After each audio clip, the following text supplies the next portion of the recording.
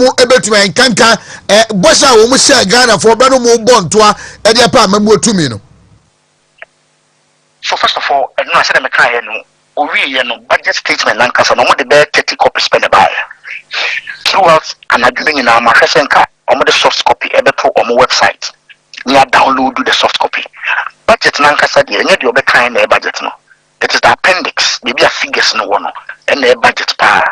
Unfortunately, almost everybody in the chamber, apart from leadership, only a few people, and they want a copy of the full budget. And you know, a very difficult to pay, no the figures power because appendix, no, we are all not privy to. But we can discuss the policy statement, no, making. Sure, I think that's right.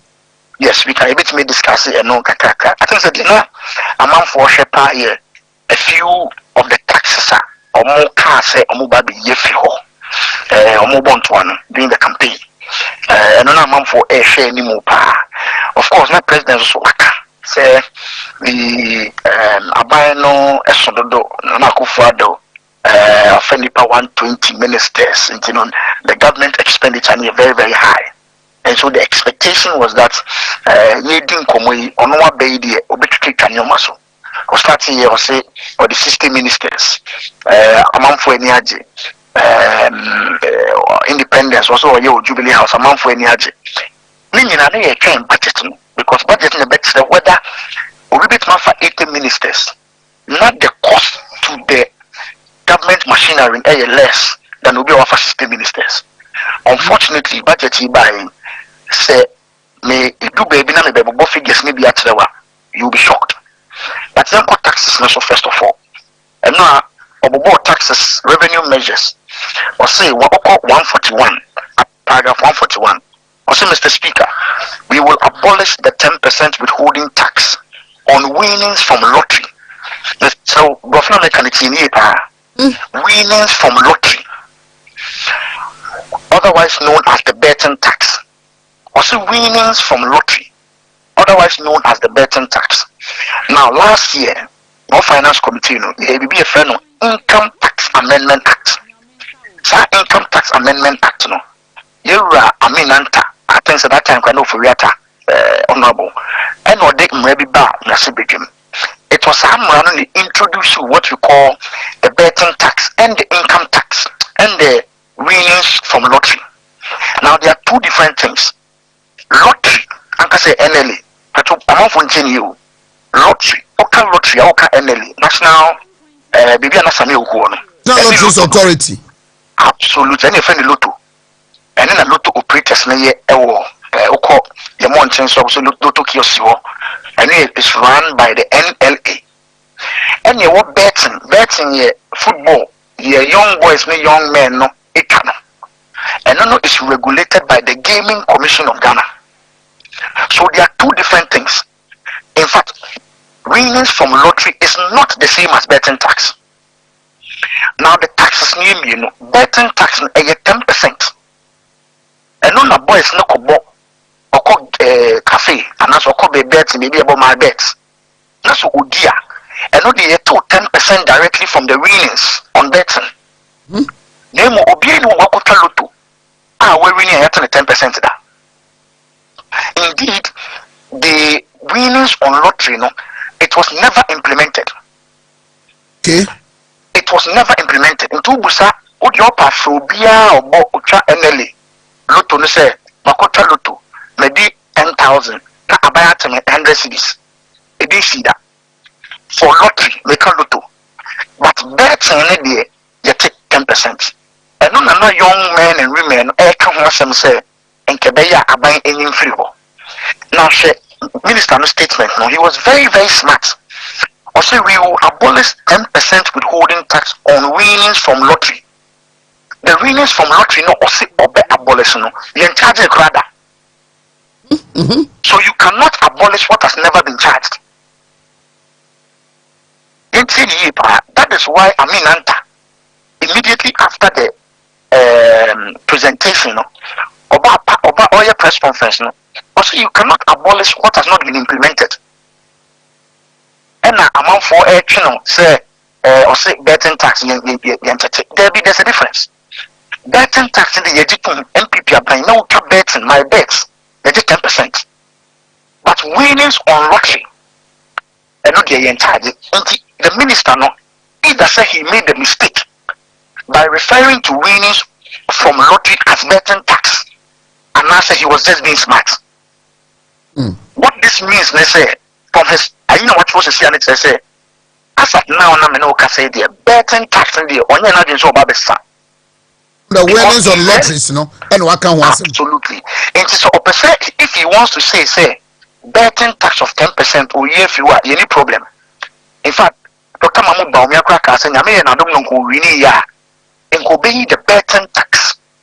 The withholding tax on winnings from lottery in India. And you're mad now by any need that. It sounds like the implementation has not been consummated. Okay. In Tientia says, I know the first thing. Also, we will abolish the electronic transfer levy, levy 1%, and it will be an answer. Also, will be abolished. Nobody has any problem with that. Also, we will abolish the emission levy on industries and levies on vehicles. Meaning, I can tell you on authority, emission tax, it has never been charged. Since the law was passed, it has never ever been charged. To be more better say, they charge emission tax that and you know. It's when the minister comes to parliament, now or kasa no kasa taxes when you be year free wa. Or say we will abolish the emission levy on industry and vehicles. We have not even implemented it. For you to even abolish it. Or we not say we will abolish the VAT on motor vehicles insurance. Me pacho opa me no kase we are. Where any insurance company, nebusane say whether there is VAT on motor vehicle insurance. There's no VAT. Motor vehicle insurance, VAT, VAT, no VAT. Me no kase we are for any insurance company. Nebusane say whether there is going to, or you're charging that, and as there is VAT on motor vehicle insurance. We will abolish the 1.5% withholding tax on winnings of unprocessed gold. And the inclusion the 5 taxes no over the year free one. Number 1, 10% withholding tax on winnings from lottery, the charge that. And so if he means betting tax, they are fine, but lottery, they charge that. Emission levy, you charge that. VAT on motor vehicle, you charge that. Into more mammy, and me can be, and me, and we see a bit away, and so say, or be a dear Magana for if these are the taxes of person in India, Mr. Meka, you charge that. So there's no burden on the Ghanaian person over VAT on motor vehicle or motor insurance, over emission, and over winnings from lottery. Now, we now we are supposed to introduce some new taxes. We're introducing new taxes. Now, for 1 year, paragraph 157. Or say, consequently, we are proposing to increase the growth and sustainability levy from 1% on the gross production of mining companies to 3%. I say, could you come come because I say, Yanshia. Papa Kasamosi, he will rob Peter to pay Paul. Or Titi Biswa, and as workers will levy a few no. Levy 1% by a charge. We increase growth and sustainability levy from 1% to 3%. Are you one? I don't need 2 abasha baby. We now, sustainability levy, you will be a sunset clause. Sunset clause, I say, okay, a toll emergency, but a few way. And the penny GBU. Sa growth and sustainability levy no. Abaye na dwen say obeje sa 1% no until the end of 2025. Which means after 2025 no. Abaye na dwen say yeah extend the GBU. Now we also propose to extend the sunset clause to 2028. Hey. Yes. Go to paragraph 157. It's first of all, we're increasing from 1% to 3%. And extending years, no. We're extending year no from 2020 to 2028, which means it's at 3%. We know now it's going to run from now to 2028. There's another one. Also, we also propose to extend the sunset clause of the special import levy to 2028. And it's another tax. Maybe special import levy near there. Okay, and we levy there you imports. What the new may be free. Near my crab mining. Absolutely. It was supposed to end at a certain time. Also, we're extending it, and also we're extending it to 2028. No, potentially, and Yama Bobet might make a crowd because among four Karimaba now a 20 Guswa or what, almost about 20 Yamaboso. Maybe even electricity. So, I want to say the normal boy by the cost. So, first of all, let me put it on record. That's abolished e-levy, or abolish it, the 1.5% betting, no, and I mean, if it's the betting tax, no, everywhere. Fine, no problem. But winnings on lotteries, the Yantache. Yantaxe that, and look at the But what he has done is that now he has introduced new taxes. And no, so the mistakes, one is moving from 1%, the government sustainability, from 1% to 3%, and we extended the sunset clause from 2025 to 2028. Special import levy, and also we're extending it to 2028. Now let's come to energy. Baby, I'm not here, man. And no, page 136 all the way to page 137. And now it's on energy. Or say ECG and NETCO. They are going to implement a number of measures, including metering and the implementation of a private sector participation strategy to improve collection efficiency. Okay, say you did PDS by the whole idea of PDS was to help us set the bear or bit electricity on tria commercial loss no so. It will be brought in a private player so the bear to help increase the collection rate. What's in Sansa Bagana? Today they are back to tell us that now they are looking for private participation into the whole ECG and NETCO. It's you're ready. So, NTB almost a private individual and SDGs and we want them. Adiana Abanadano, Susu Yana, Womoa opposition Mukasatia. The patrol Mamika Potocas next year. Mr. Speaker, to address the energy sector challenges, including the reducing the quantum of the large energy sector shortfalls, the following energy sector recovery program interventions will be implemented. 1. ECG and NETCO will implement a number of measures, including metering and the implementation of a private sector participation strategy to improve collection efficiency.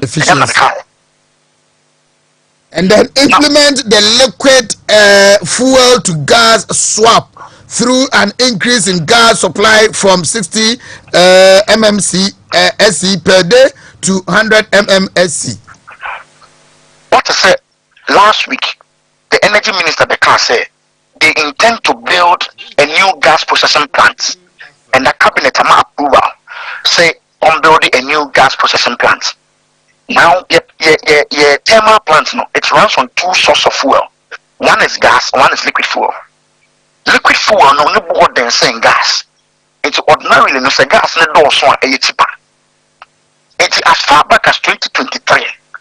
Ghana Gas, led by Mr. Benasante, signing a contract with a consortium of companies to build a new gas processing plant.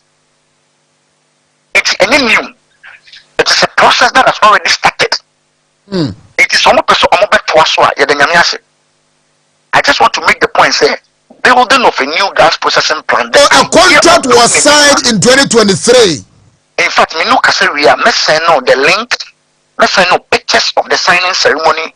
Abroad, the chairman of the Ghana Gas, Honorable Kennedy upon Japan, Kennedy Oheneba Japan, the then Deputy Minister of Energy, Andrew Ejapan Mesa, the one board member no Mr. Dompre, were all in at the signing ceremony. I'll send you pictures of it. Never to screen also.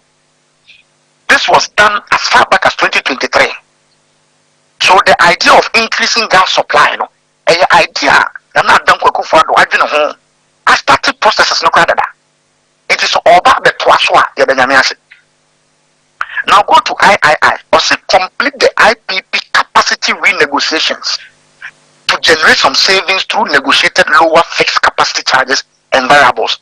Number 200 is Nyamepaya. Okay, say, Yeba Bemu, Kase, or my excess capacity. To the extent, say, or my a lot of the thermal plant, a dose, and take or pay process no nama, ye can work and this sector no cost. Listen, say, thermal plant in this war. Or so many fuel I may use and I may generate amount. Name one mammy fuel now. So mammy fuel, meaning so see a spark, you see a spark, you so Jamaica. We complain about these negotiations. Omoka says, oh, and the Ghana needed a lot of capacity to build. Okay. Yes. So they are telling us, say, they are now going back to renegotiate in order to make some savings. Before I ever pay normal negotiations, take or pay negotiations be brave. And you catch them say million because the Canadians, whether you use it or not, you are paying. Now they are telling us say they are going to complete the IPP capacity renegotiations. In fact, we negotiated a number of them. But they were insisting. That that is not it. Now they've come back to tell us they are going back to renegotiate in order to make some savings. Now, Mumpachomuntia, 137. Also, PURC will continue to implement the quarterly tariff adjustment to reflect the changes in inflation, exchange rate, and generation mix.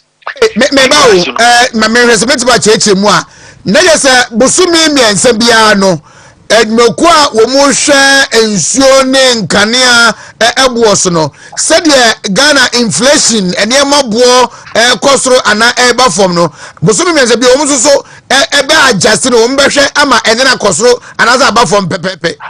That is exactly as someone watching it. Yeah boy. And we should expect in the next quarter electricity be kosoro, water be kosoro. We should expect that. Now, PURC will also undertake the major tariff adjustment, which will be due in the fourth quarter of 2025, to reflect capacity charges, additional liquid fuel usage, and additional capex.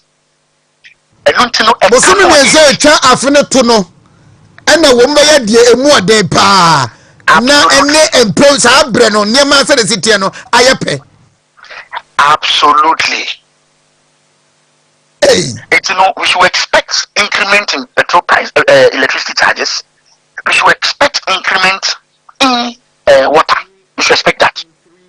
Now, for the next one, also the weighted average cost of gas will be increased from the current $7 to $8 to reflect the increasing prices of natural gas as well as changes in the supply of mix. Or see, weighted cost now gas and said the tone or no so be increasing. Now the danger here is that one was a minister and I announce away because that is not his job. It is the job of the PURC, which is the regulator.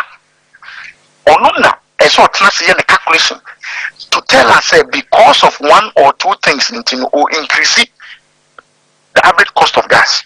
This time around, minister is informing us say or be increasing it from 7 to 8. Or the subsidy on weighted average cost of gas granted to some ceramic companies through the discounted industry development tariff will be reversed. Abani yena dream say, instance a person industries economy ceramic tiles for no issue gas, no issue heat fire, no issue heat lady heat clay no. Omo ya buy any some discounts. So the beya omo to boost industry also about the reverse. So let's get ourselves ready So it can also mean say space now a buy no at this incentive the more a creative moment everywhere they can add it up to the buyer, the final buyer. Absolutely. On the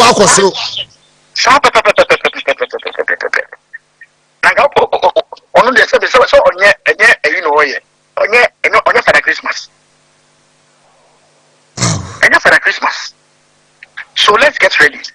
Now the person to issue about compensation. Once you say a say we reduce the workforce and then above from kaka so or to your muscle. The patrol in 2024, and I'm not going to for the you will be given office of government machinery. I'm buying Jubilee House, then in Yoma Bibria. The total compensation for Nana Danko Kufuado, the last year was 326 million Ghana cedis. This year, budget of the total compensation alone is 2.71 billion. Adama Gomez and Pacho, Nabotre Nasa Sumami Biu, Chechimame. Oko budget, you know, what we call sector specifics. It's to say government machinery, buying the headquarters of a bank, Jubilee House. Any agencies are a it's not done for the time. Not agencies a scholarship secretariats. Meaning I know office of government machinery. That meaning no compensation. Who can you have more? Who the upper connected with the 2024 budget? 326 million. This year, office of government machinery. The compensation for office for government machinery no 2.71 billion. And to who also was system ministers. Also, I was the compensation for 2.71 billion. Now there's something very interesting because what you say government communication. Government communication here near Fedes Kwachofusu. The goods and services and 8.8 million Ghana cedis. Hey! The capex. Where there's a meridian farm and so 8.8 million Ghana cedis. Yes. Now the capex and the capex. That is 88 billion old cedis. Yes. The capex and capex. Ebia okotoka okoto or something fixed asset no. And no quite 70 million Ghana cedis. And here 700 billion. Yes. Government communication. 700 billion old cedis. Government communication. Oh no. Office of government machinery compensation here 2.7 billion Ghana cedis. Nana Akufo-Addo office compensation for office of government machinery 326 million Ghana cedis. And so omuba radio so omu say His Excellency lean government funding packet one, but the compensation for sending packet one is 2.7 billion Ghana cedis. Yes, and you remember budget anymore. It's exciting. Oh, a young boy near Cassie betting tax and when you're oh, a young boy near Castle. We assemblyman, you say, baby, compensation for assemblymen. Now, interestingly, we must scout they talk for assemblymen 100 million. 100 million Ghana cedis. The whole Ghana, what is the number of assemblymen? I need to do the calculations. Fantastic. Calculation. If you have elected members, any appointees are close to about 21 and answer 22. We are talking about the whole Ghana. What we have to do, let's say, the total number and divided by 100 million. Benya say. It don't be excited. When you say, or say what the 100 million at all. Say the baby allowance ama assembly members. And let me ask you about this, the big push of 10 billion now also allocating 800 million for 2025. 4 years, 1 year, 800 million. How do we make up the rest, about 9.2 billion? Akano. But the question was media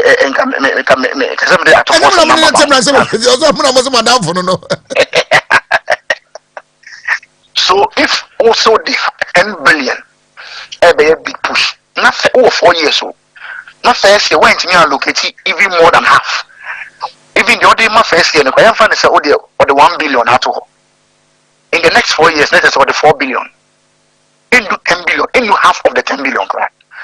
Into what was a big push or the bad boosting industry in part of the new year. Oh, we know society can in a common in your opinion, some fee.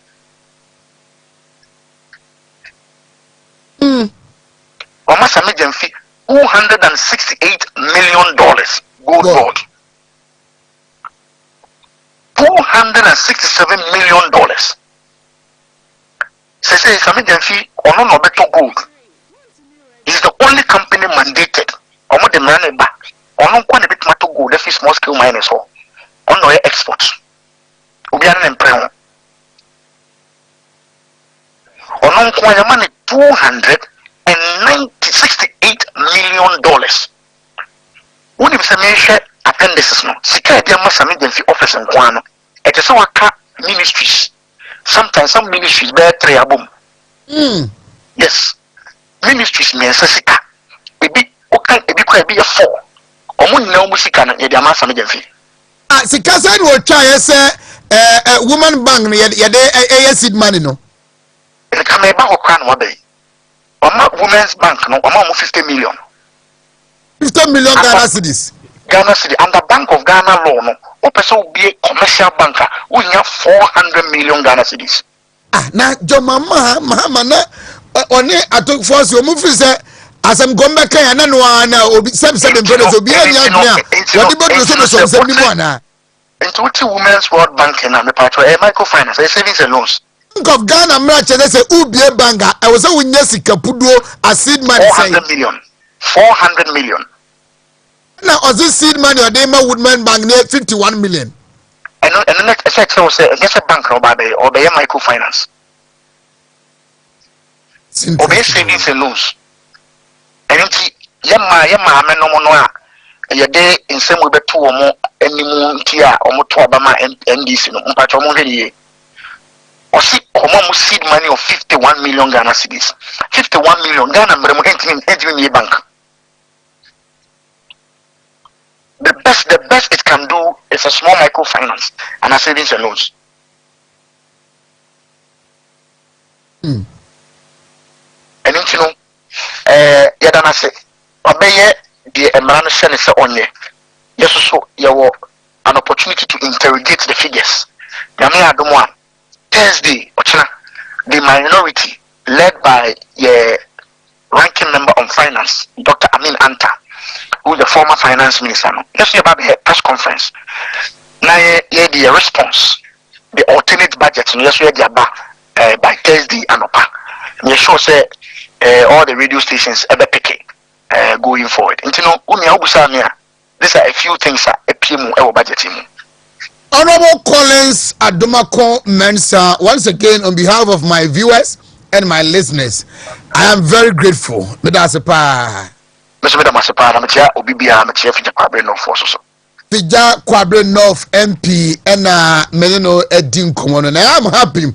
So the highlights and I say Nyama ka abinefisa odibesiye na what they levy and a better tax and the big push and when abetu emradeno eso ebien kakran na efina elkwa na no me ba cho ye be fo no mako edi hu nkomo ye ama onu se ensemu a efina wotwini ana me ne wodi hu nkomo ofia se NDC aban ya Papa John Mahama any Professor Nana Opokwajiman any one Russia Bedjafo any aswafo no me pa cho sɛ wote sɛ ɔmu tu ana mo bia ɛma ne nya wɔso mu dɛ ɛma wɔne nya ne mpɛntam ɛnkɔbɔ wɔn nse ɛnkɔbɔ kyɛwbɔi ɛnkɔbɔ wɔdaba so nyabotrɛ ne dosodoso nsɛm no biabie mu ne nya mu ntiaseɛ ye na abɔ no sɛ ndc aban yi a John Dramani Mahama Ghana mampani etua no sɛbe ɔde wadwene edi agorɔ sɛbe brothers a ɔyɛ afa ne sɛ wonhyɛ da nimu nyansa wadwene mu nnɔ sɛ ɔbɛka asɛm kyerɛw ɛnaasɛ ɔde adeɛ bɛto animu a wobɛtumi afa adosodoso no broni bɛka sɛ wo analyze it critically wo examine no ɔmo the value of it sɛdeɛ emu duro esiteɛ anaasɛ mfasodeɛ a ɛwɔ mu enti ɛnɛ wahyɛ Ghanafoɔ nyinaa ma abɔ ɛma titiri abɔ sɛ ne mma mpania bɛdi akyire koraa yɛ ɔbaa enti ɛmaa adwadifoɔ a mote Kantamantom mote Kumasi Dwom mote race course baabi a mote bia ɔdwene mo ho enti wɔde Women's Bank ɛɛba mmerakuni a ɛwɔ ɔman mu a Bank of Ghana ɛde yɛ adwuma sɛ wobɛtintim sika kora bia a wonyɛ Ghana sika foforɔ ɔpepe ahanan 400 million Ghana cedis as seed money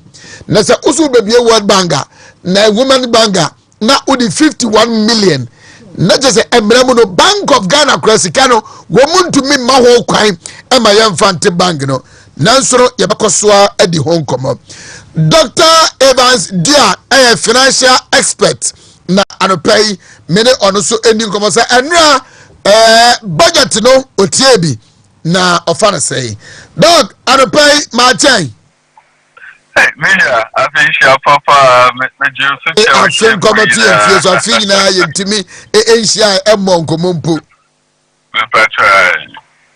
I was your phone in our way. Yamia Duma Busia phone in our way. I want to believe, sir, and now Unya a brand a finance minister and answers went in pa. You have had excerpts of it. Yes, me asa kind.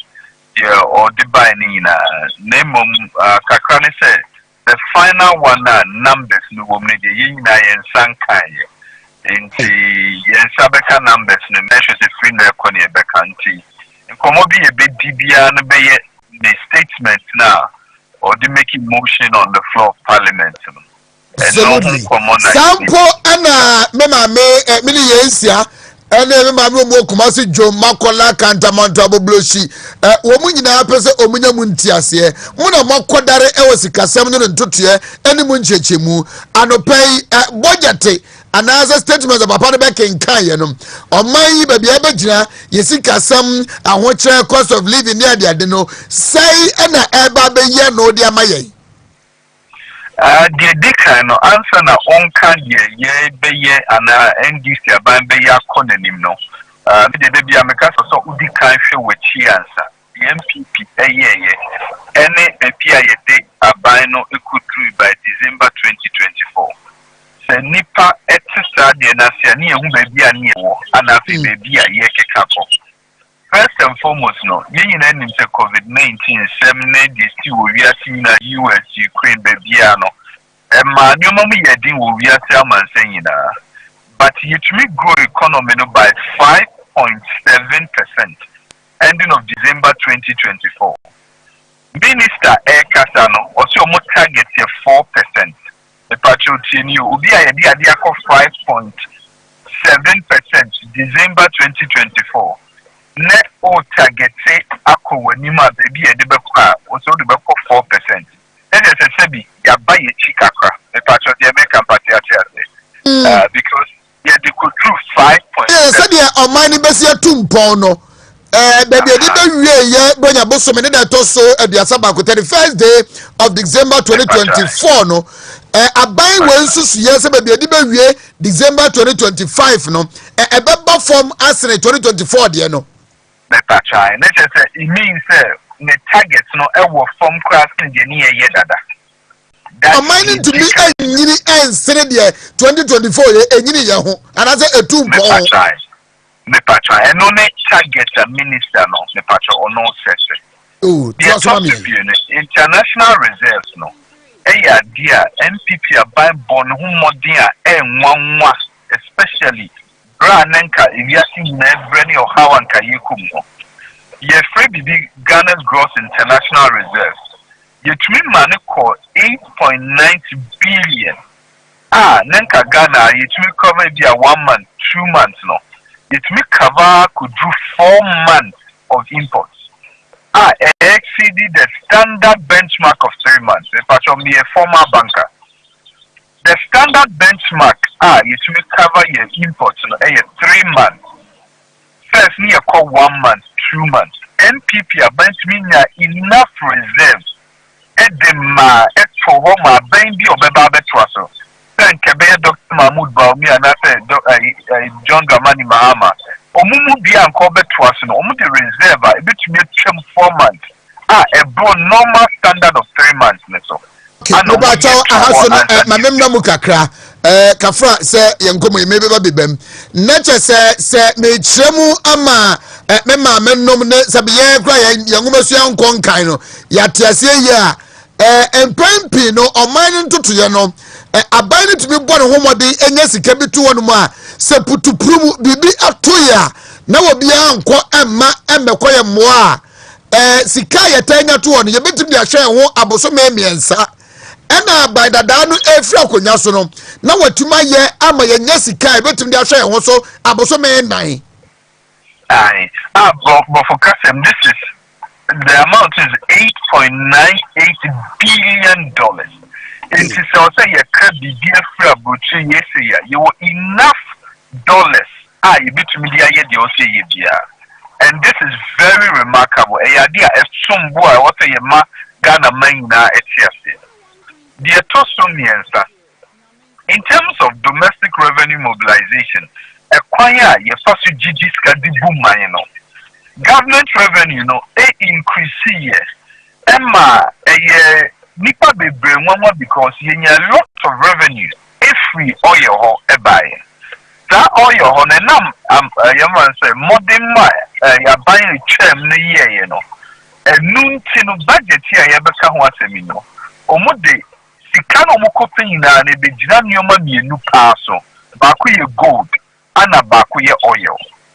Enti nature say MPP modern mo boy ana abaya abafofo no hu se aha na mekwa ebeboa enti MPP dey be a kwan ma hu se oil side no you bet to mobilize ana Dr. Mahmoud Baumia gold for oil idea no dey buy no emma abaya abafio hu se oil ni gold ni ye kabom ye tutu nyoma ya ebema ye nyoma akoye enti senior honorable Collins na okata no omudi sika puduo akoma PMMC a be gold board formation no sika puduo no mde akoma no wo de hwe budget na afi ne be hwe numbers ni ye na etumi bo it emanse ministries ka be miensa ka kabom kra e bia dabro enu ne trese e hopa na budget we na ye be kan wasem no e na gold any oil so and a hono na eye but ese ehu kakama ye who can come and say any global price in beer that CBR will go near your piano a very high economy no economy now budget no my no but for customers is anchoring on gold and oil and to say gold more ecoform and I be too good and oil I can be see now your BB bar a very affecting your economy no Nemum acquire ye best so I am mechanism to tell the Dr. Mahmoud Baumia episode unity go for oil on it ye cost over for ma and no system then ye been used to maybe a DNA basis maybe a dynamic basis but and none the right way a beboa and I know 1 on person more fast about debt restructure that the meaning the credit Neoma ye day my abra COVID see ye Emma ye debt to GDP neoma no Emma ye seek a semno ebe ye tough. Nemo MPP are buying a can see so a domestic debt exchange program. A affect year is one of the main reasons say because elections not quite cost a year. Nemo that domestic debt exchange ama and in terms of about 93% of Ghana's debt restructuring has been completed. that domestic debt exchange program na ye kano almost 93% year. And no na yetumi edi sikapudo bi to honum na early this year. Ye man penny otisto etumi authorizing mo de bi tiama bondholders no. Entuba kaya e buy no. The MPP minority per se omochemu Dr. Gideon Boakoni omomaka echemu se ampa ye jase sika we to ho ana se sika we no yetumi di eche because MPP abai etumi complete about 93%. What it means say abai na all hand over the amano. And so why you come no we ye free almost ni name and an all hand over. My name say Oheneba me pacho the American what's in my say. Metrosepa. Anna, the most important thing I was a Ghana for and this one is very important. And no here for any say. I buy no any muno. I'll see a TSSA. The MPP to me Ghana feel so many movie bra ne afen edruse ye be fire ntoma pai ni efra. Enti mo bia e mane yesene enso hwe ne daso no enso hwe no ye komu. Ba ye be free mu afina na se bia ban afesa. Enti also bia ti asese nioma tutu ye ana ban we abeso. Ye di kind no. Afa yansha budget na ankasa. Budget na ye kano. E-levy bankers will be free or say they will abolish it. 10% betting tax no and no sarcasm and then to be a debate or a kahuasem. The patrol your National Lotteries Authority NLA and your Gaming Commission. Gaming Commission and omoya football betting and we will be my correct Inter Milan and then Mokica Bibisa. Omomia normal better no. Omo ana yeti almost at 10% no. But about lotto kiosks no mucha lotto na. Winnings from lotteries no. It was never ever implemented. By the way, by Yankasa betting tax assembly and Kasa Yekin. A year 2015 started here. Yanshan 10 years and beba. MPP are buying a big car betting tax once more. Betting tax I won't come away. And young people are going to buy. The bill started 2015. And I bet amended no. The buy a aha, started 2015. Betting tax in common in our started for and yeah, buy no. You know, yeah, no. Keno Foriata who say the way idea kono say ye magana for ye tighten your belt kaka. Na ye man yoma emuye day for just 1 year. To 2 years, they are say year free. Anna ye did true by true no. Ye gaming commission for the represent me simple English. No be at omo mucha betting football nesanimo. Omo kwa de ye. Na lot of for the day. Ya nye dampona. Sebi minister kokasi abolishing and that's a trip. And no sebi yanti obiada ebin sida and sebi yakokasi ye yefrio. The minister ni ye no e nyoma mienu ne bi oye. Yedi kai. Either say oye mistake nipa de wanu to me from. And oye mistake ka say 10% we never collected betting tax. Aha. And now say ye boapaye because a told me all the idea be by opposite or tested waters, no person reaction have been your finipano. And there be also Georgia Benina and Uti Bofuna Kana can offer MPP by a basono 15 nuisance taxes near Tremo. My mistake was not for no better than a MPP bar for near Chamaku 15 and your Tremo. And Kenoforiata Kasano or Kase, we have abolished, sorry. The term. When you say we will abolish. Anna Obavat Krana Omuti Omuyi flat one Swefiona. Or say I say no Mukoti committee. Eba Beke tax no. Ama Yahu acquire the first way into Yama Kikaino. A big young engineer you. Sabi Messiah Akasa. If we are Ghana ni IMF establishia na nyoma na ye dia to dwa no enye ni na mpo na bia IMF for betumi so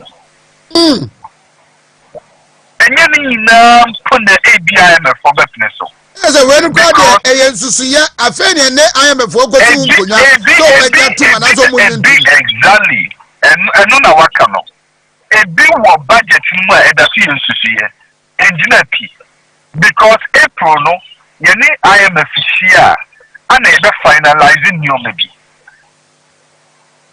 die esa ha mekakra ene say no electricity bo gas bo fuel bo se Ghana for 8 year again year budget ni ya 3 months bia no PURC for omo regulatory utilities no omo be hwe na bosome miensa bia no omo hwe inflation ye ka inflation na omo abo a ekosoro no omo hwe ni omo abo a ekosoro no mo adapt price na maye Oheneba minim se de me pacho me ka no yasia enti se ne ma bo okosoro a ne de se nkane anu nsuo bo so se tutum ma no kosoro bosome miensa bia no omo be hwe no omo ama na kosoro na die ehu kra ne se afi no nko na wie ye bosumi na last quarter no omo be hwe brofokase me ka ni capex omo be hwe capital expenditure ni ye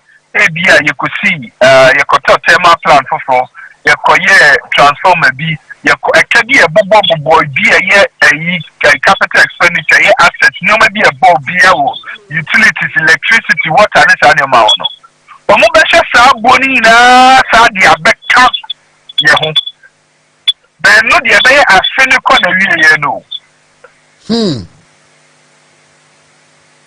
me pacho what you want that Matthias ye pa enti 11 no sebio ye twam no e wo se omo sama ye tia se ubaka ye di 11 ba no ne telkofo ne ye mo mate omo die ne so ana di 11 ne be so se no so me hu se telkofo no that's telecell any MTN for no almost almost the ne battery be a 1% and a 1.5 and almost be anything now send obi oye telecell be almost sending message e ka say a free match we could be no wa obeye mobile money be a telecell trade be no me start charge you no first o mon charge it's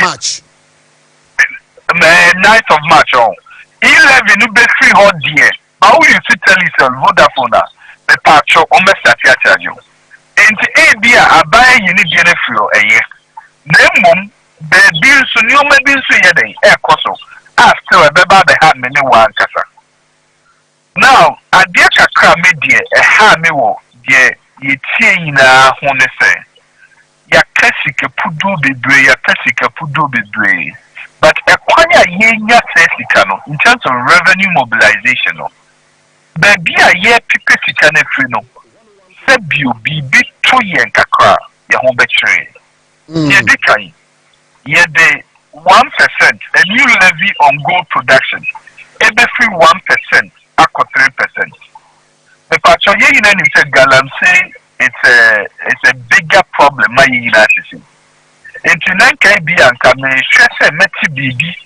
for fight against galamsey Manchester there no yes sir the a higher percentage akọ ye courtesy for gold production man san take anything about Sabia there is a proper apart from gold board now meaning you hope you may succeed in be a cost of camano umdisika pudo ko I want to may expect to move about the regulatory mining sector ni you know it tells you say galamsey asemna na ye kado sebi tafrache there was a lot of political gimmicks that a course abra to me ni be di abaning semno omahu say enye adia sebi na ye kufadu na oye galamsey demom galamsey is a bigger problem ma yina intermediate abai no yesromo the omuka so be fa galamsey hu bia no it's omukuta over 180 omlenze 185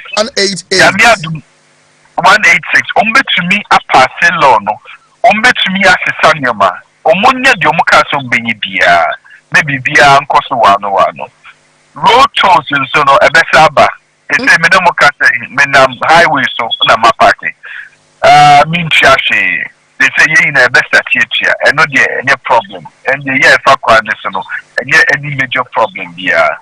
Nemo Women's Bank, as a former banker, besides finance person there, Women's Bank is a very good initiative. Buying a person, yes. You be buying a basso. Nemo Sikapudo na, locate yes, start no. Mentiasia kaka, because Mentiasia, ABA numbers never na Mexiasia, ABA ne Sika, Mudikosi Dino, and he has started kaka.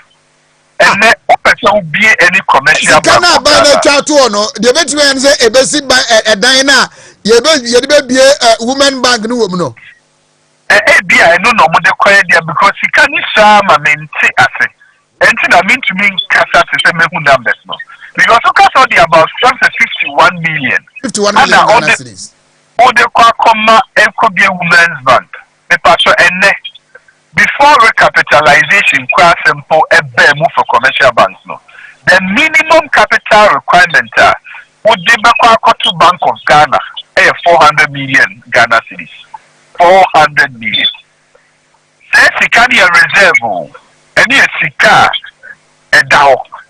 Sika would be basic bank, no, the running bank, I operations, no, and uncle.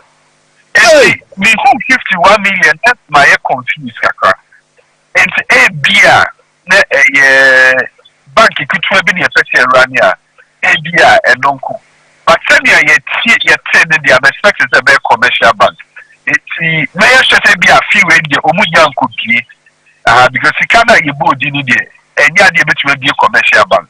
And say be a number so maybe next year and next 2 years and the next 2 years no be there.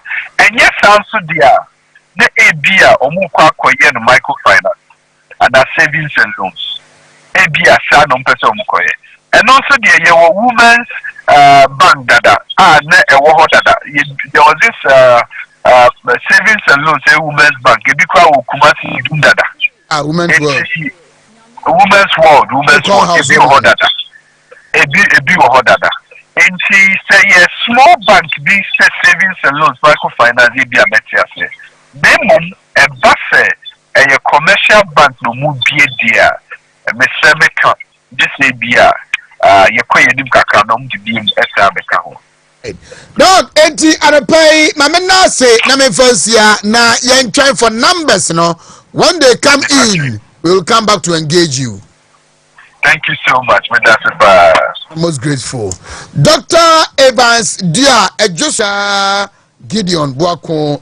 Yes, meanwhile, this location to office of government machinery compensation alone is 2.7 billion. That means salary. Yes, meanwhile, they said President Kufadu's government was bloated, hired so many people, was paying salaries, allowances and all of that. Yet, compensation that was spent by President Kufadu for 2024 was 327 million. So the government that you said was bloated at the office of the president, how much they spent on compensation by President Kufadu was 327 million. Now you come and say that you want to run a lean government. You are not increasing the staff at the office of the president, yet you are seeking to spend 2.7 billion on compensation. The same space that Akufo-Addo spent 327. Exactly. They are spending 2.7 billion. Yes, look at this. Look at the percentage increase. Look at this. Look at the budget. How much is going to Felesofosu Kwache? For what? Government communication. The government communication compensation alone is 8 million Ghana cedis. Just to Felesofosu Kwache. 8 million Ghana cedis. No, I think it's to his ministry. There's no ministry. I mean, he's a minister. Yeah, he's a minister of state. Minister of state. Yes. One person, and Shamima Muslim. No, there are others. The vice president's office is also under them. I don't see any other person. Oh, there are 4. So the 4 people are spending 8 million. Meanwhile, is it per annum? Yes, per annum for 2025. But that is not enough. Again, CAPEX for Felix Ofosu-Kwakye. We need some RTIs to go to the president. Capers for Felix Ofosu-Kwakye, government communication is 70 million. So in effect, just Ofosu-Kwakye's outfits, government communication outfits, they are being allocated 78 million Ghana cedis, one office. You said 8 million. Why is it? Why did it come? The 8 million is for goods and services. Capex is 70 million. What is capex? Capital expenditure. When they have to buy something. I don't know what he's going to do. He's just government communicating. Or maybe he has to buy OB van. Okay. He has to buy vans around the country. When President Akufo-Addo had the Ministry of Information, you can ask Fatih Okojo Ponkroma, how much was allocated to the Ministry of Information? Which was a regular ministry. Exactly, not even more than 10 million. But today you have one person heading government communication, and he's going to be given 8 million as for goods and services, 70 million for capers. And look at this. We have research department. But maybe they want to buy cars. I'm coming. Research department at the office of the president, like Dr. Owusu-Mensah used to do. Research department at the office of the president. Goods and services. President Mahama is seeking to give them 50 million cedis for goods and services at the research department of the president, and capers for the research department of the office of the president, 20 million cedis for just 1 year.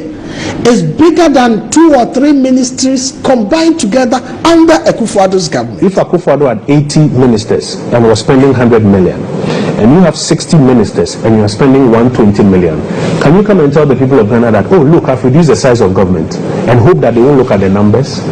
They will look at the numbers and then they will say, I can see that on the surface you've reduced the number of ministers, but when I look at the cost to the exchequer, I see that rather the cost has gone up. So we are saying reduce expenditure.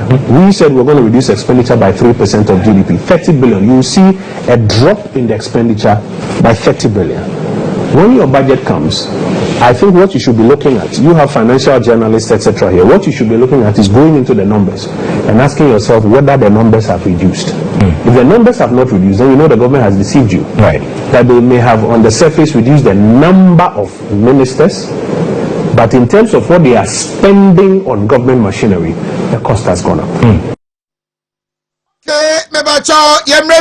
Na 6 minutes before 8, and then Wednesday. A bad morning, Kaka, because of Liverpool. Obende, it's me, work with you much. So I know be do much. For Konya, so you get it the Bokratano and Yabua for him, right? And now, Chairman NS Kweku AJ and Richard Enyamisam Jones Enyamisam, but my special guest on the pay Ura Enoch Nyaku German North, a parliamentary candidate now. I see the chief of staff. Oh, okay. Also in that you. Okay. Young quiet. 10. Emulates. Yaba some. Na yaba sumi de ne kan fe atie fo. Na mabom ho mode na bom. Dia ka odi betwa to am na wie peye no no. Mbenfo say wikum aboatia no no atwaniti me wa na. Ani so benya emulate herbal supplements. Na odi esi wo mpatifi. Ho so dia no pe twa bi. Edra nwumra aye twa bi ka ho. Awiade no so fa wo no. Na edo no say na tie.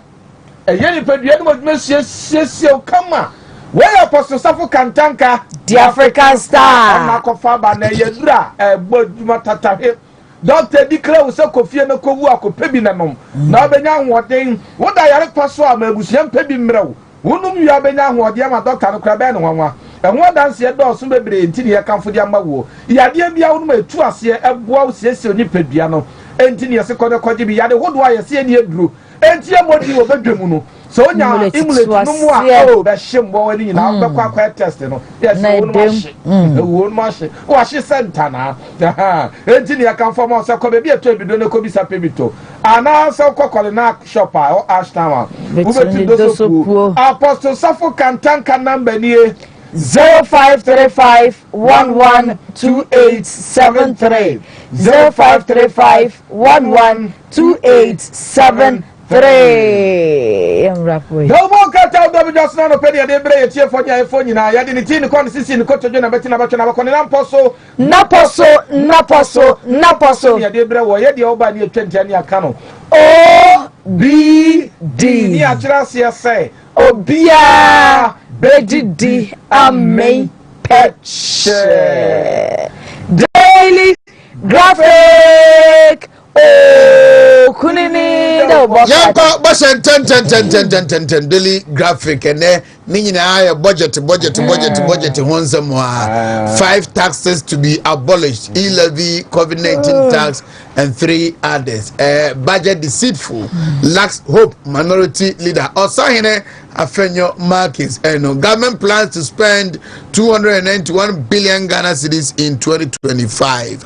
Yanko na daily graphic le boka tani mu no say tax eto makomako enum ana chese abaye free ho say wa wo boto no so abomiensa so abomienu so no say miensa aka na miensa aka ne yede ana Alexander Fenyo Markins osign woda domkuma the mighty minority anonso na say ma wodi aba betu ja chese budget no akomasika na di aba betu ja no just edida zonim kura ana aban hihye bia wode eba se de be economy no nema besesa ana fe so finance minister da no ana say aban idea aye hihye se 291 billion ana wode be yeduma 2025 you wasem ana krata no edia ba unya na udom suka be kenkan katafeto so dumiensa edusia ene ne nkeka ho na nsem no mami som ewo daily guidance Okay, daily guide 2025 budget. Government allocates 44.17 billion for key initiatives. Scraps taxes, reintroduces road tolls. Okay, budget statement is Sakawa minority leader. Yanko yenimwe. Eti abusuafo eno my photosafo guzu akasa nti we dada no I was say NDC aban etwa 44.17 billion e de ato ono mu awei omode ba be hye foforo kra wo mode ba e wokrata fa eto so miensa ena edom kuma e wo my mra shebedwe fie ba no den so statements na eno no yakọ masika my photosafo be kenkan ni nyina eye Sakawa eni ese eto no bi wo no ma ehwihwan bi efiri ho no mu a roto ne so penifo san so dia ba and pay daily guide aboho amane brosesem no bokata no de ne ade to aso kro anekyo ana da no. Okay, Mebacho Chronicle. NPP handed over a robust economy to Mahama, says Amin Adam. Bank of Ghana seeking 53 billion Ghana cedis bailout. Now, when Amin Tiasino, Finance Minister Wabeka say Bank of Ghana no, pay 53 billion Ghana cedis bailout. Now there's a woman got us a crab and Karamu Wachim. Who's also a beer bank in the account. Anyway, said the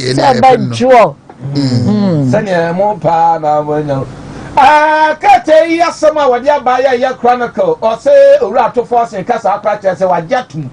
Na Jawajatum na say a bind that dano, now the Danko Kufado, Nabano, Wongo, got the basic assembly to try with Jan with Trino. Na idea, she say.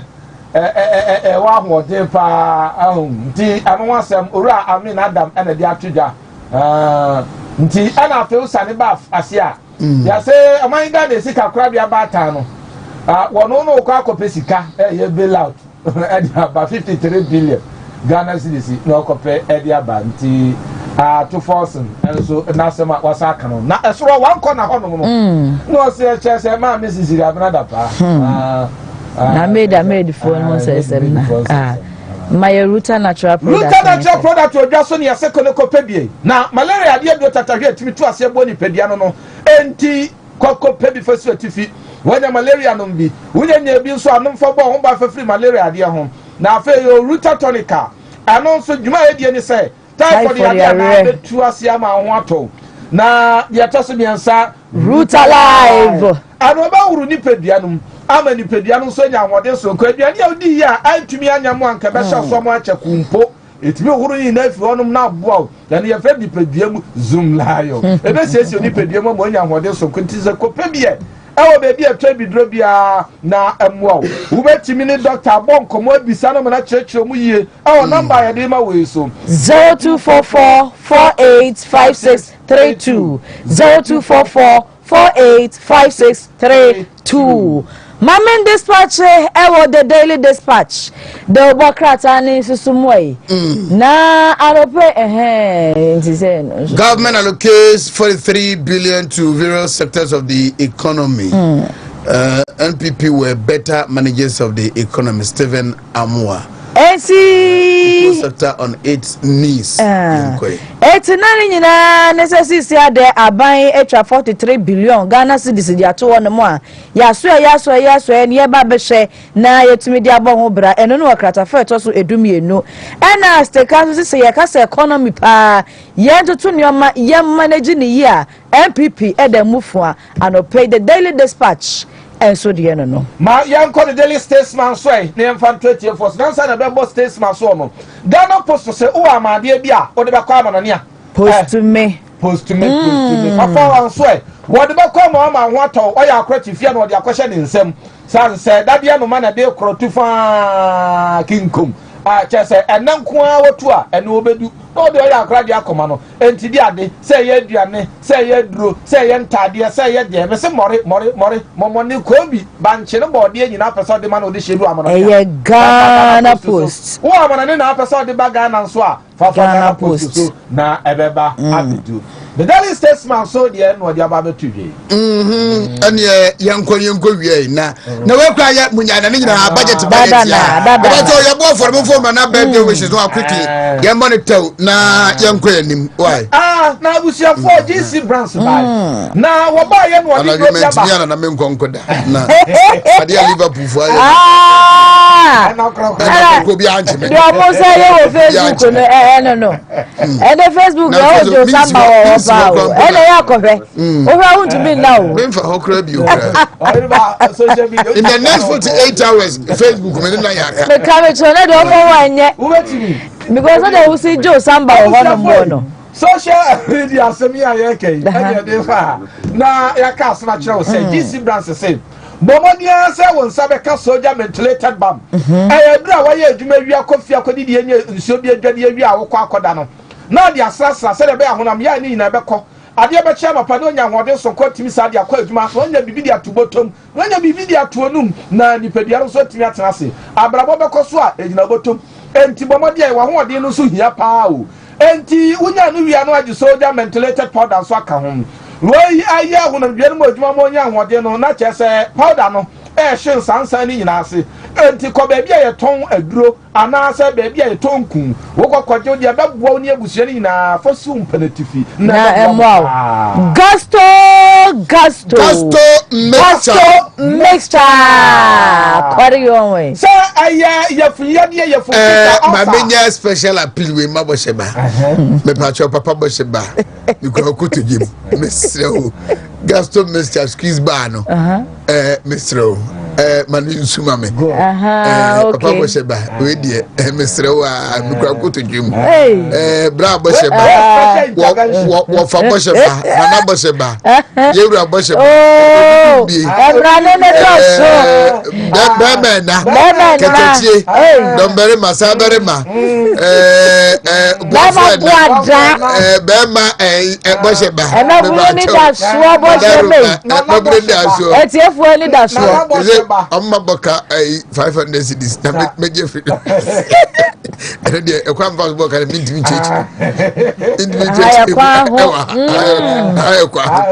black was about 1 hour. To do for Gusto Mr. Now, Gusto Mr. Say you're free idea. Osa na se dia de ebeni to yemu ana obunyambunya na obunya kwafuru na yekapu ana se yemu samfru sa ankofo friend daria na emo ya be kan dia da hoya enti ya se ko pebie Gusto e de betwe sa de nyina fira ma ebia no onum no bebre na mmoa gasto di ebejo ejo ba je be ma wo bia no di me ye metimi bua e bia na wo yo ba wo kwa afikyira wo te ya wo kwa afikyira na umuremuna wo kwa afikyira na kyesa wo te ade ho tokro bi ba beto no apa afa nkyose ma me anim nti nya sa do anim tie tibia wo mu ntia na wo be free sat tibia anim a na ye de en menso plus mixture na dodo wo so de kwa afikyire no na no e ya na nso buza wo se na dodo no anso no na de aka no afa ko wu e de ade na ebrewo kope edura friend say menso plus mixture na fe ma mane Johnson yan chimo Debi Johnson ye nsu so ti ase Debi o so ye be ma utie me o Johnson temtem o Johnson age so chim o Johnson na atu ni nisu abisre wada wodro ye fra no Prosta plus mixture wo ko be bi atwa bido bi abenya bi ato ni nyina eye nature medics ni bia unim ye tietia no se fra doctor e bia na wo nsembuse bi kura ka ho Doctor Bitma Chechebu ya mwati ase frɛ no ɛwo 0248778899 0248778899 Oheneba your request is there. Okay, gasto mixture and a bohonum. Meso plus Bashaba. Yeah, but you two sit. Yeah,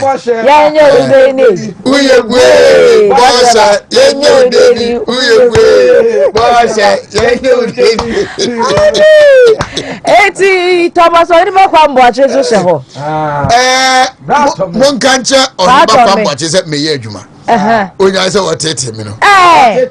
Mon kancha Oheneba se meye adwuma. Onya se wotete me no. Oyi ni bi no kan. Dia yi na si edi. Ade no yer mani nyu. Wi amore na na. Mon kancha Oheneba se ade na oye. Mani nyu. Mary, birthday wishes or Emra in the next 2 minutes. I'm on sorry, minimum ewie. Ade na mpeke. Ampeke. Akwati Oheneba. Birthday wishes and ye young quay. Fire. I was here for Papa ya wa da so and no pay. Ya chese ye 2 birthdays upon. What de nana chei bafo. Aprade eno Ghana National Fire Service Atonsu branch ena owo na Kevin say the young politician say oh you know happy birthday for the first time I wish him Kevin say no into where for the first time I most wish him and now first time afe Emmanuela we the Emmanuela no kwani die bae where so a midwifery student Christian Service University and say Kevin or say Chrono and a young politician. Na say Christian ma mo nyina wo fe o yanko ya so yanko foforo so go me good aso mo header no mo select etifoko we no manase de ba ho nina ya ma me we so da we e ma me Ernestina Baden Dodona ta friend no Antetina Calvary Methodist Church Community 3 Watema na owo na Johnny Cash Samuel aka Johnny Cash so show happy birthday tena yapon mapon okay ya me boss about birthday wishes near the akara chira beto aso na we so Miss Eleanor say Boatin, Miss Eleanor say Boatin. We student our Agogo Presbyterian Women College of Education.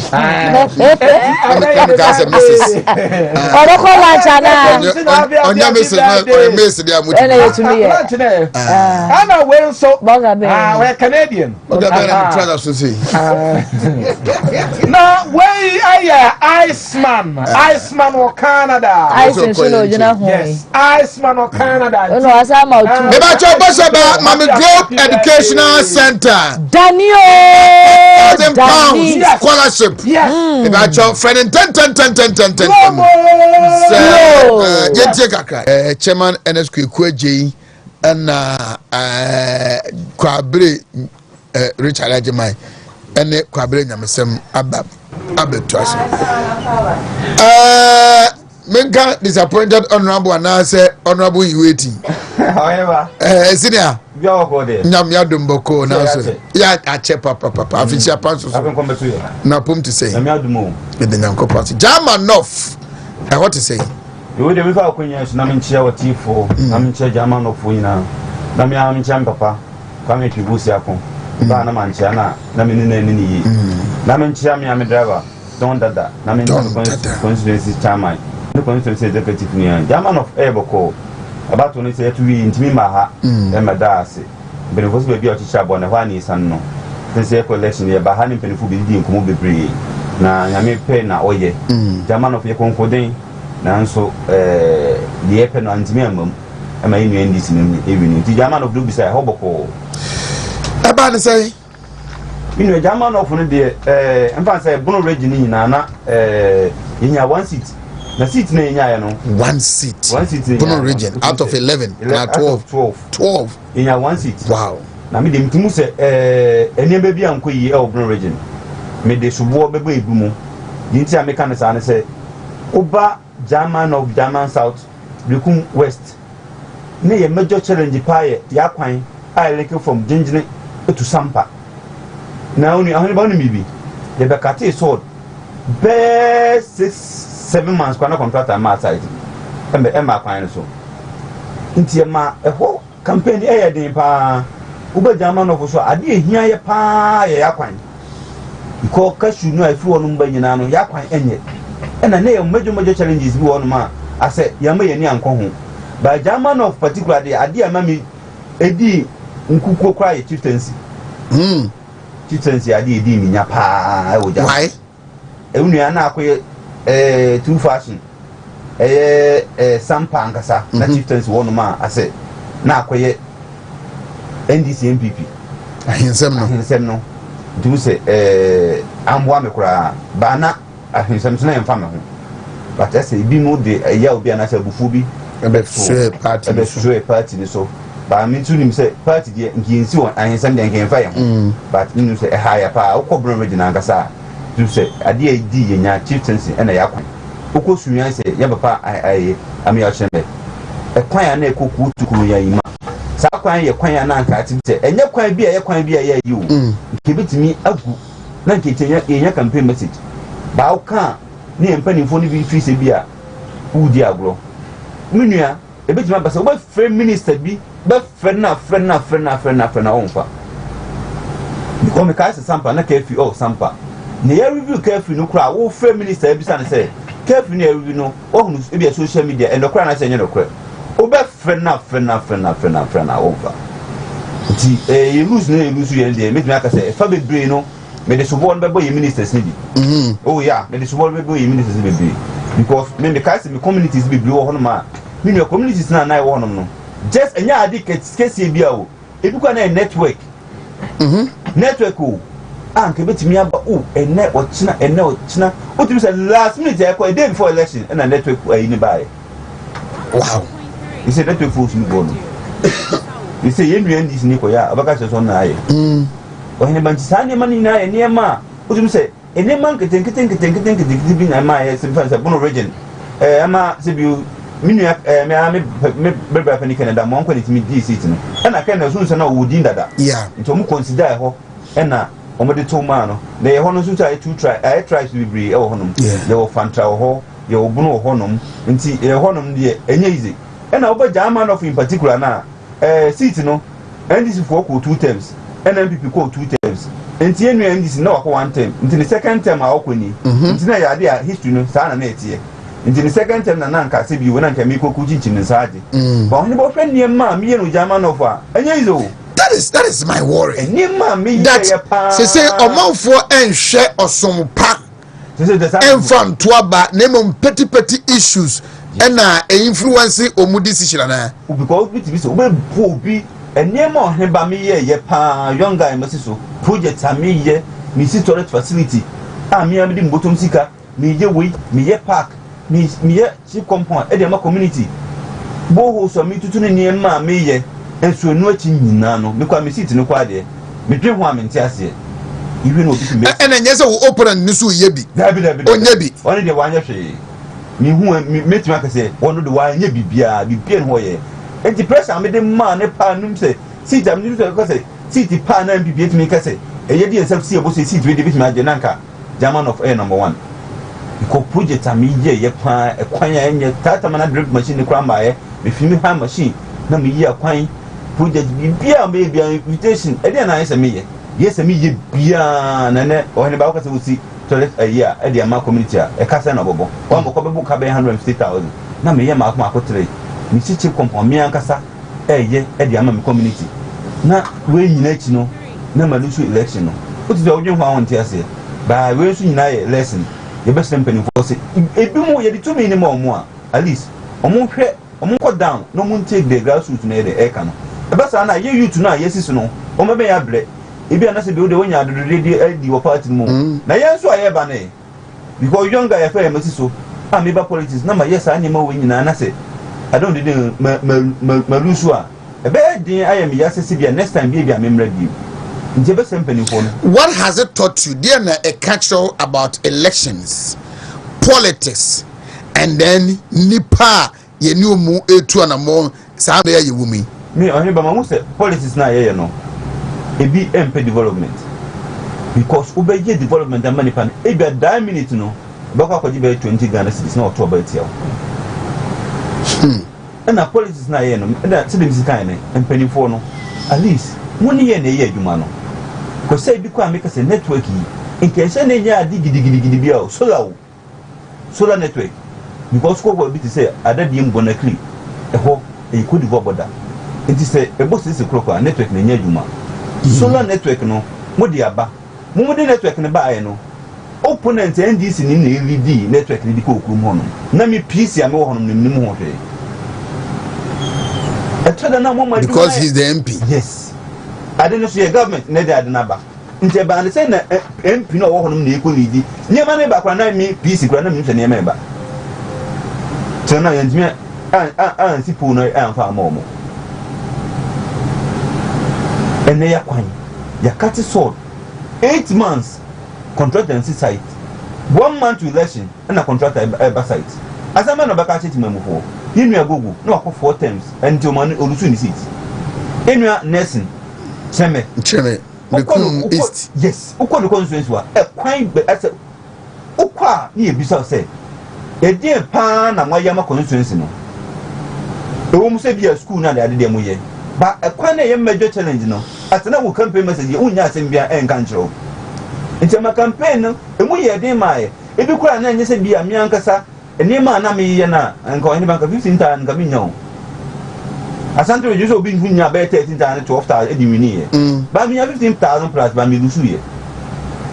Share with me your audio if you try to attempt to speak on behalf of your colleague parliamentary candidates, especially Omuana Omunye sitting MPs no the young guys your likes NS Costero Akosia Menunum Georgia Com, those that came on board that 1 year na mobeye pieces no from January 27 na yeto abana to the December 7 na yekoto the national elections no. How was the journey? Let's say me enye easy kura because me ka say investment am ye wo politics no ho so Oheneba say bi unkam tim di filling station be 5 and 6 yeah it might be a fuel station be 5 me ebia me pese me kutu amount ba ma spend pa e start ye no be co programs election you say na delegate system no so amwaye amwaye de bia na ye mpanifo kan tell us share say ye mpanifo ka say sa na man eso mutwam because na ma obi kwa say okọ constituency and after okọ e kan say electoral bia police executive oni ni duties and I say me secretary obeko efi ba akumu ono ne ma ne ba ne papa na chairman ne be secretary ne yire yuma organizer sa ne ma ne niema sempanifo beti ya sa ne ma ne na so mutwam omunye ne ti se de se bi eni sifo no to no wo card obi wo card bi ankonkoto oba no Oheneba se sa ne ma na antwama ahu ye be kosoa abrese de ebri ba so mpanifo hwe no to mutie de ye kan no mutwam na obi akọ na okọ akoto oba na e be free and fair tweminu akom a o kana asemi akom ye me onko pa twadwuma o ye se cha from prince nim so agi sisi no mpo and so I don't need no pay. Marginal lady in the man, close to buy 4,000. Teacher, yes, we are in the Kakrawa and query program, not in the Kakra support. We know Kakra support. Now don't the deal, no lose. But I know you to know a year bum no. Remember your bread. And I less in Winson the Econo. Bro, you're not tension or pa. Before one, the internet attention want to say, now and this is a national chairman, no free bono. MPP national chairman, no free bono.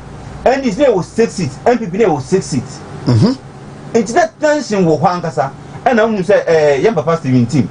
Tama when your position, I say you none of what they send from that from. But Asiedu Katia, Minia, a campaign power by Yeno, Bon region, one we quote, no we abba, we quote, no we abba. By a dear, Yan Satama, and that's not what they want. How frequently were our national officers visiting there? Oh, yeah, national officers in the day, apart from fans say, maybe a running mate or coena, running mate or baho, and a young papa napu. And I original chairman. Mamma who and what about the NDC? Oh, NDC dear, Omunina by Omurani me, President, Sami Jenfi, we call no we aba, Now, I dare Yan say, a Drew baby, gentleman, your pano. None near man, who send this no will be our cow. Yes. Cat think to be to which my campaign. You can see at least 3 or 4 brand new pickups and national and diablo. Yes, independent. I've been also been out doing it. I remember some of Marcus and Muye make Bonam or car, buy many machines. Yeah, Mikashi and Mikachi. Mikashi machines, not my renting, Nina will be machine. And consistently in Nokokashi, minim the man friend. Party. Frey. You need to 2-3 weeks. Can shake. Wohunu. Kasi be the 3, be the 4. See to cry and I cry names again to me. Yes, a sunny mark will go. So Casawa. And Penifoni be one more. We say, Billy Semicase. A pray, Oheneba. The first 4 years, the Jumakama. The second term, no. You to be brave, issue a Jumasem and other day. Would the Obicra letter a command minister and I say no, Obefren a won't fa. Only by a homo. Yeah, your call election 2024. Only by say, Cassie, can't. And easy.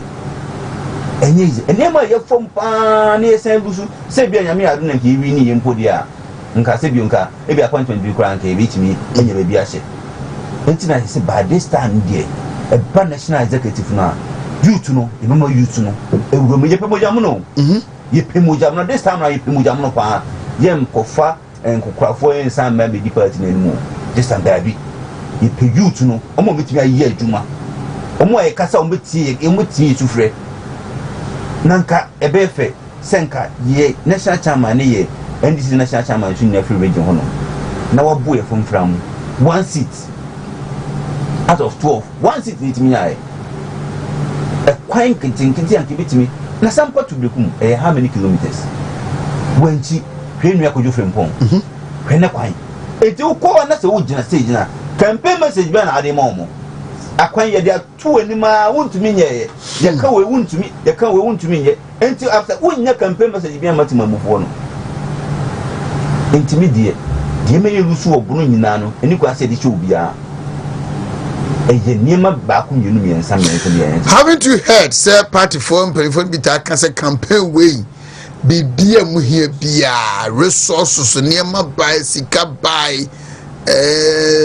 Mumubi wako manko yusu said there was a yusu no tina akowie say Oheneba sika na ba no obie nhu asebio PC a waboka asebio wo pe position anase wo pe tit na age na sika ba na de a shobotom me dide no kwa no sika asebio me ko sky me kokoyi kura na Oheneba ni nyina ya mutu sika na kwa asebio se kan ni se be sa na ka me sika no kan na ka be so san ka bitim dia bibi obia APC no ko wa ye investment ebia since e to aba ni wie no ya spend ya na last minute no this kan e kwa question resources na eba se the use kan resources na eba ba akade na na nka de be campaign no ye nya sa na e ma no prese and this for cars no mu use se na misika brand new cars hwe car na mimisu China car na nsa nya machine sansan fa hu enema bebre wo hono ma na se ye ho se cashew by a pharmacy na kitimi to enema kakrakra e ma omo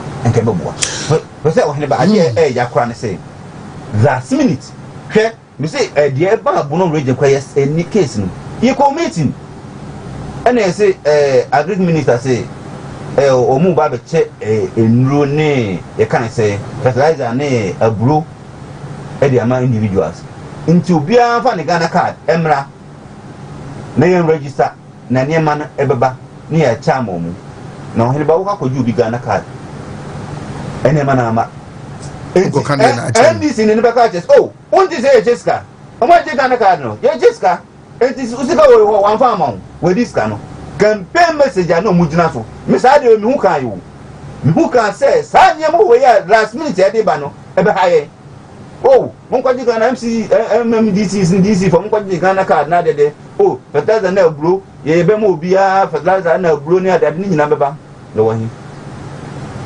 ama enti say ye youth na ye se bi o ya bam se na ye be be politics na wo di weda ma se ke be hu kan be so be ma ba wo kan we atu ni pati MMDC so ko ye mo ko bo dawro eye se mo omo ye open both NDC na people bia be tun de Ghana card aba aye list even nyina bisa se obi nya even na bro e kan say ka ba akoko embo e ba sa na mo ha youth no sa ni mo we nyina e niema ase amoye nte be sempen for say next time nya kwanya bia e ho ye farming areas omo moye kasu farmers wo no at least mo niema bi o metim de agusu e kan say mo kasu so na price no mo ye ni ye de amomo german of ye hia nsuo bi ana say hia niema gidigidi bi o e ya kwan ye network wo ye sa niema wo nyina ma ya ye betna so football say you are a majority because momo doors so ye MPs and I say PCs so mo we ni ye no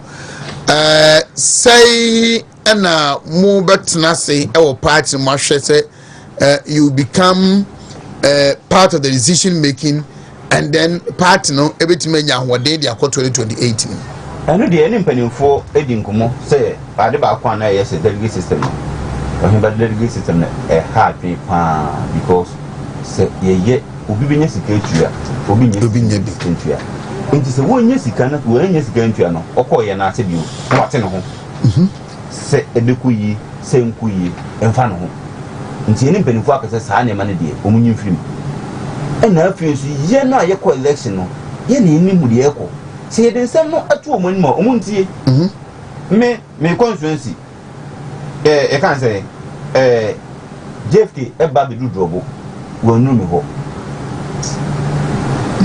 what me chana say nti e ba sana it tells you say e bia na sit in community bia wonti menye ye ma me Samira e ba e bi si drobo wo nu me ho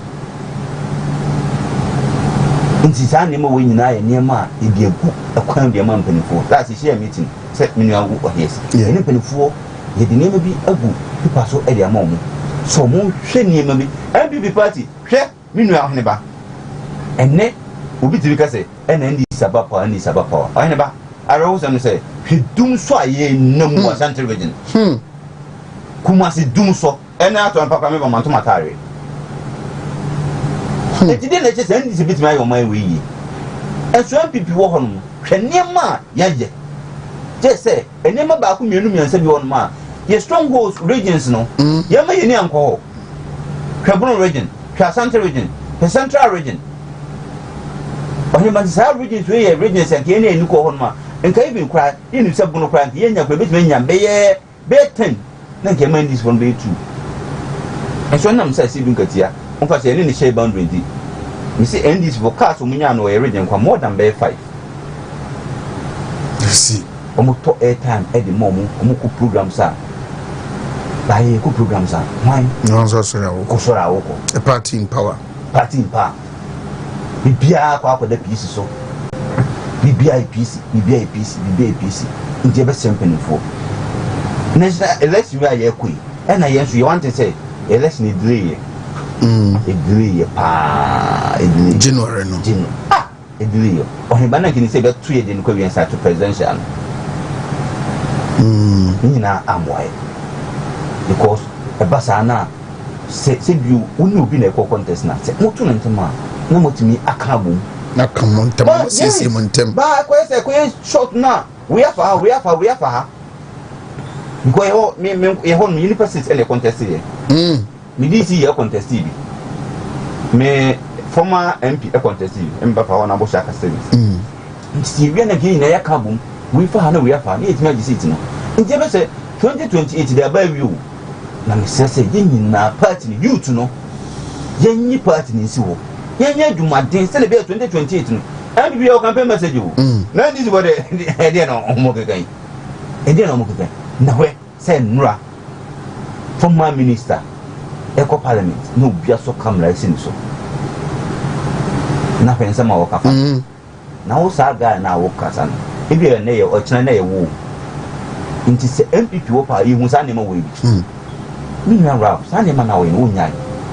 And na ye on ne yo obi wo ba tan bi twa ye ono. Nti so obi na o mi didi na ka bo ana na. Oheneba yesem wo de mu kasa e bia benfoniti.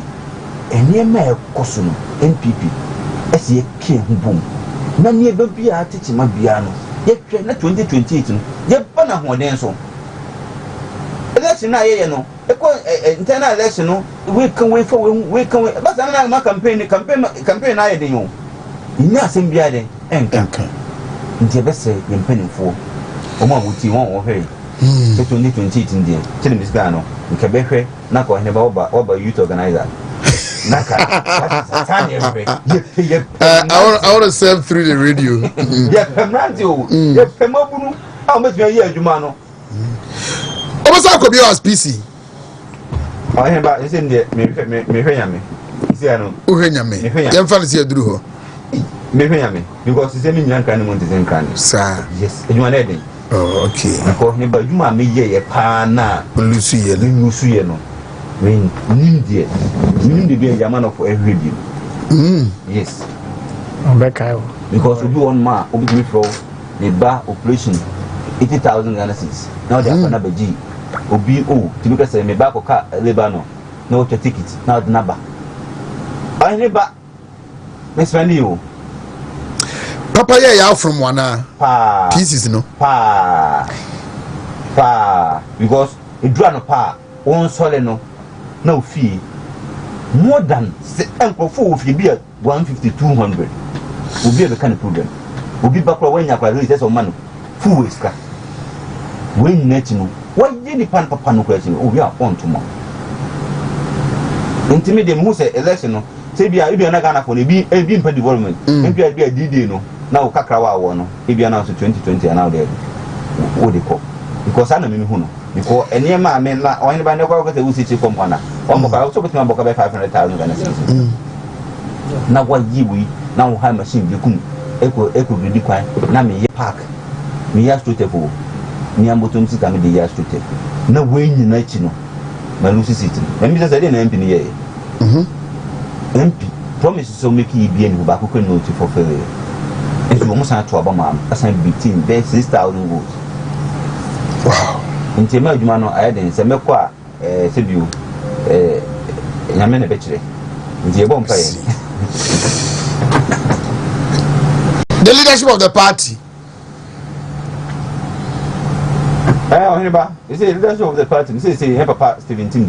National region constituencies. National, I said, say a very election next year. Into ye, Yababua, who be an everything in a heading. Mube take keen interest and especially the field candidates, no. Yes, I am one. Like Mudi Bediach say you want to ensure say we are getting the right people. Those anybody now is a one thing to say. Who could tie or be a Nase or Chnebin Nipanania? The other person who be away an enemy. Into your party, Musudi. Yes, vindictiveness. Always say, and I want support me away, say, intermediate, and Penultimum Fonanka and Chen. Obi ebe ina baby ano ye never support no so okon dey ko mate me da say ni brenusha otu kwan na matwe na hade na ba betena hanom me nim say be say din komo bio ani ba me kan da be na meje kanu ye sanka me Jeffrey party 24 ho na amo eni obi ni makura no ha ye gumu a eno kra hye kan ho no but It's all good. Oh yeah. Ebe. Say 2028 no.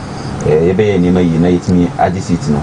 Na youth no so yitimi to hold positions bi o MPP. Say this omo the youth na ye adwuma. Nti wotum say Castelo ne ezeko akom da pamo adwuma mo ye bisi youth umpa. Yeah.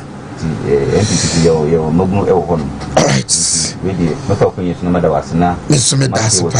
Na meche German of way. German of. Matro me say mumompa ye. Senya me say di uma ebia 2028 na ebia en sabe. Senya me say di ni so ebia so na ebe sume ye. Ebia na ebe giti na ba na ni pa fo bi o bia so. Ebe tenchi. Me say German of say me fa nka bum na ye na ye nyadwumaden. Na me de no so MPP de 2028 no. Your campaign message pa ye nyam dun so start sa be de. Now I am Mokasa, I would not want to answer what to be because I and MPP for or Mokono, Fueno, Umuja 3 weeks, and I then 3 weeks no 3 months in you. Do you want Muzanka and Yanka? The best room, no moon to me, Nam Sam Repomuno, Yababa, about baby Duncomo, near my and this absolutely. But I say, Enoch Nyako, no, a parliamentary candidate, our German North. In the Buno region. Chama go kwade. Mache? Me Josumina. I no go home. Me na ma meraho.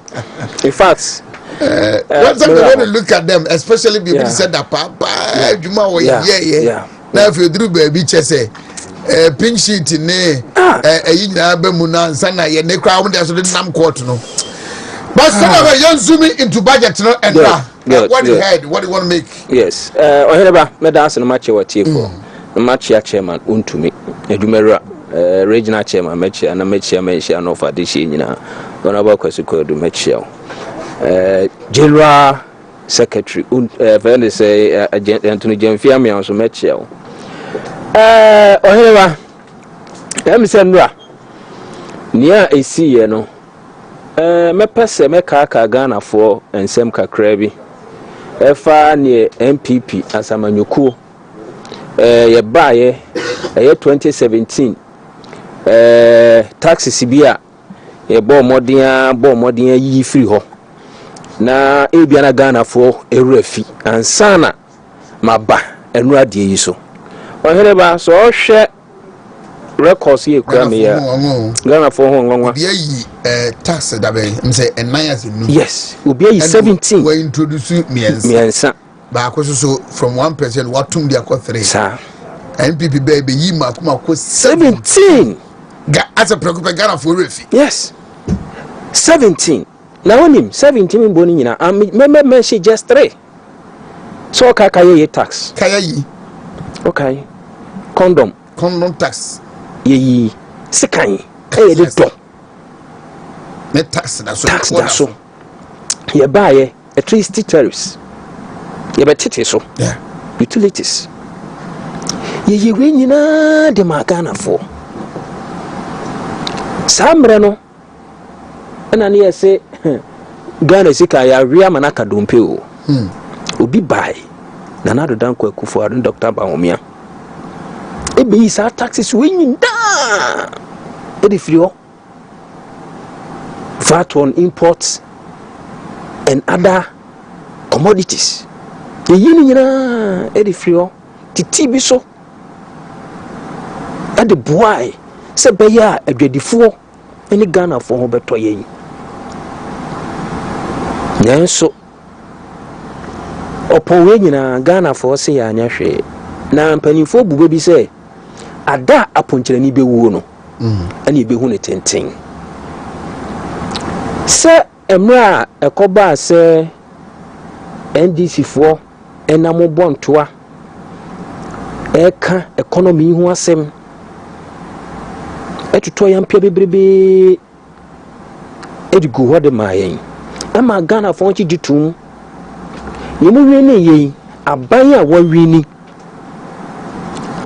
ubebu oman wo senka wo no wusiesi oman no oman ho ya akono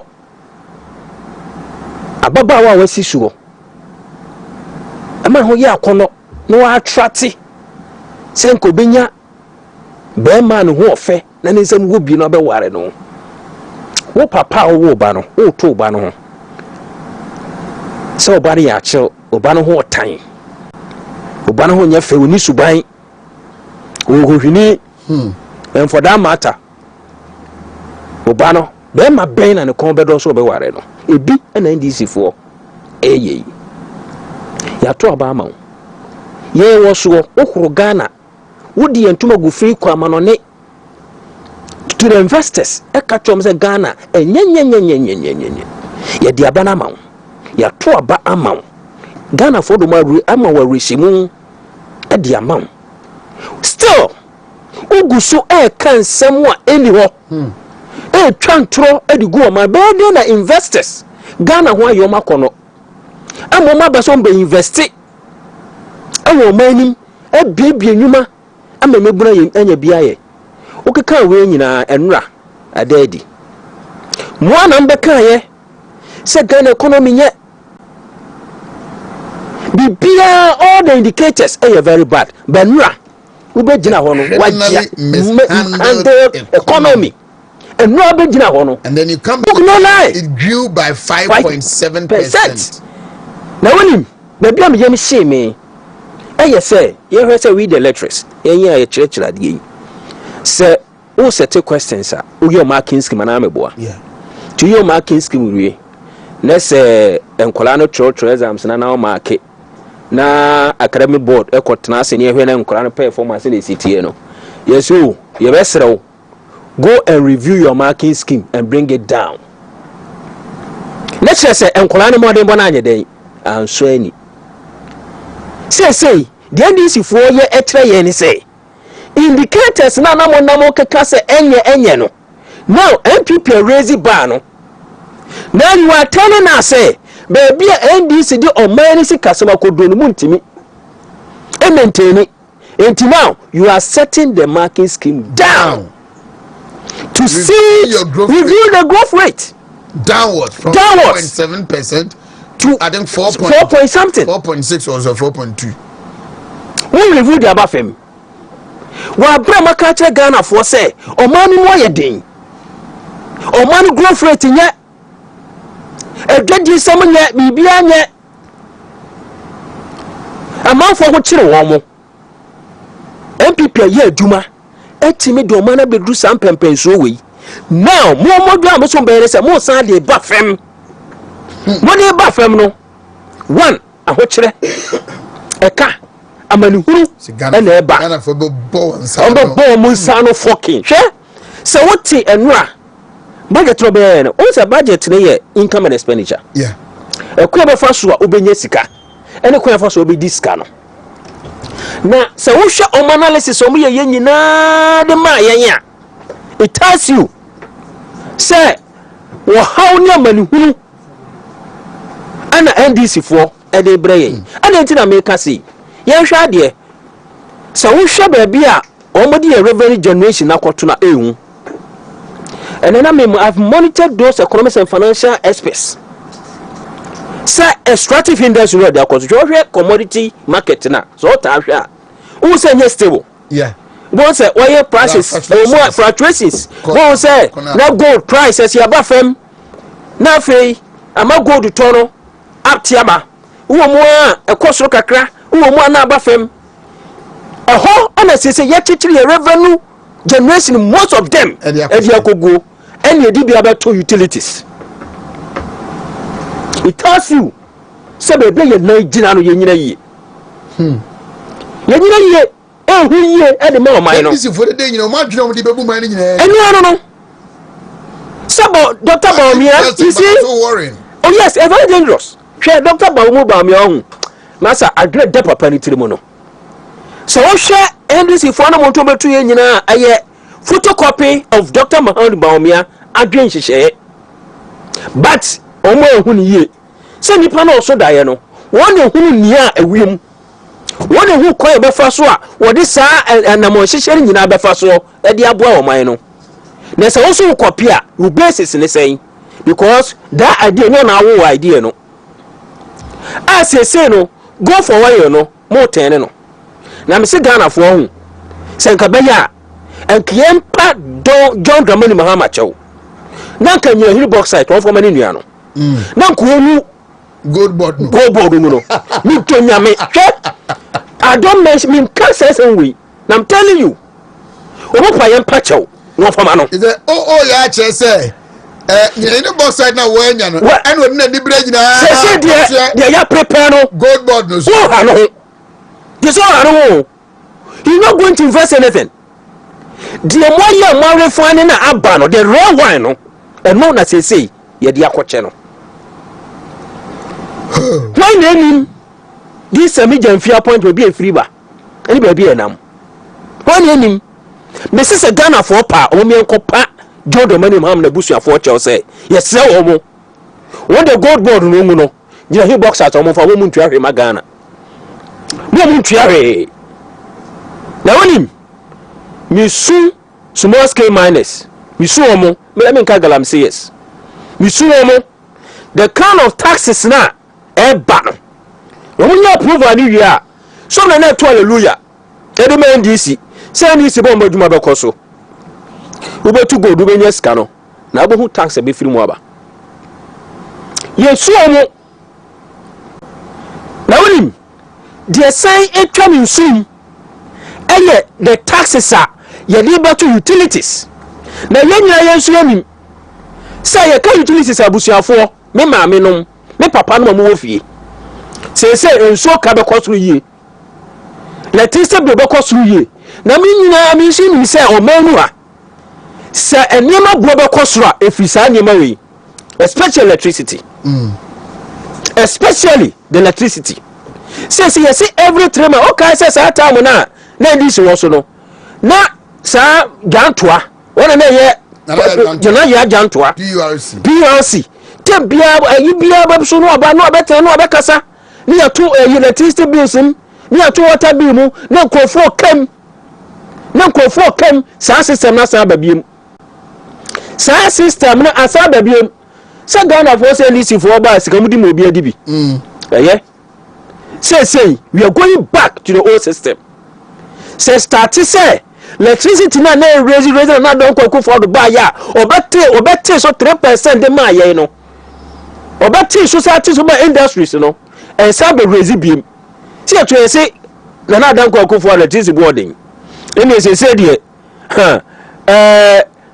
mo ya babin sarum mo hitire ene me ke ka ho industries am ya manufacturing say niema bo be cost papa because of this tax now I say every quarter 3 months bia 3 months bia bebe na say esese o mutu every 3 months ye betum na ye tum no oniema na woto na say dokono wokoyam a na mo say beto no 1 cedi no ye bebe say beto dokono 1 cedi a ene ba ye unse 2 cedis ene ba ye ye chie MPP Tania 1 cedi and them say 2 cedis ba yira ya chie fia 2 cedis na ye sumo Oheneba san ba ko pe hwe enu achi na mo ko from ana makonta ba ko ne ba okoje DHS3 okotro exams me hono ma na akra de ba fie tie so ma meji registration exams registration fee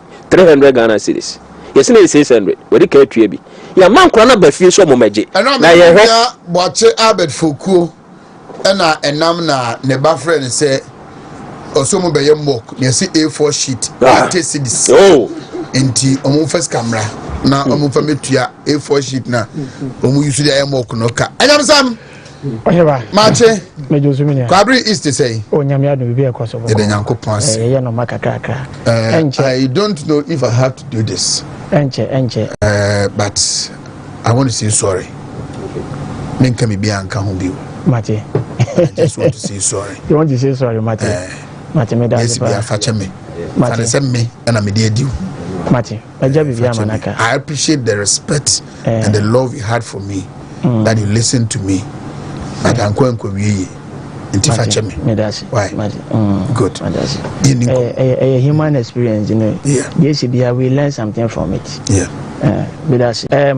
Budget, you know. Yet, but before the Mamancha Minua catchery, coordinator was in here. And Ketchy baako so former coordinator ntonso. Ketchy baako coordinator is here. Na baako so former coordinator. Baako so former coordinator ntonso atoase. Na Madam ye Ketchy na menye coordinator yes na the Ketchy ni. Na menchia me party chairman Fred na me second vice chairman na Kraku me women organizer Lydia Nkroma couple we adwuma pa Samed so baby obia no me se me nua Samed we fasting and I wish you all the best na abranti be fe na abrim Wontumi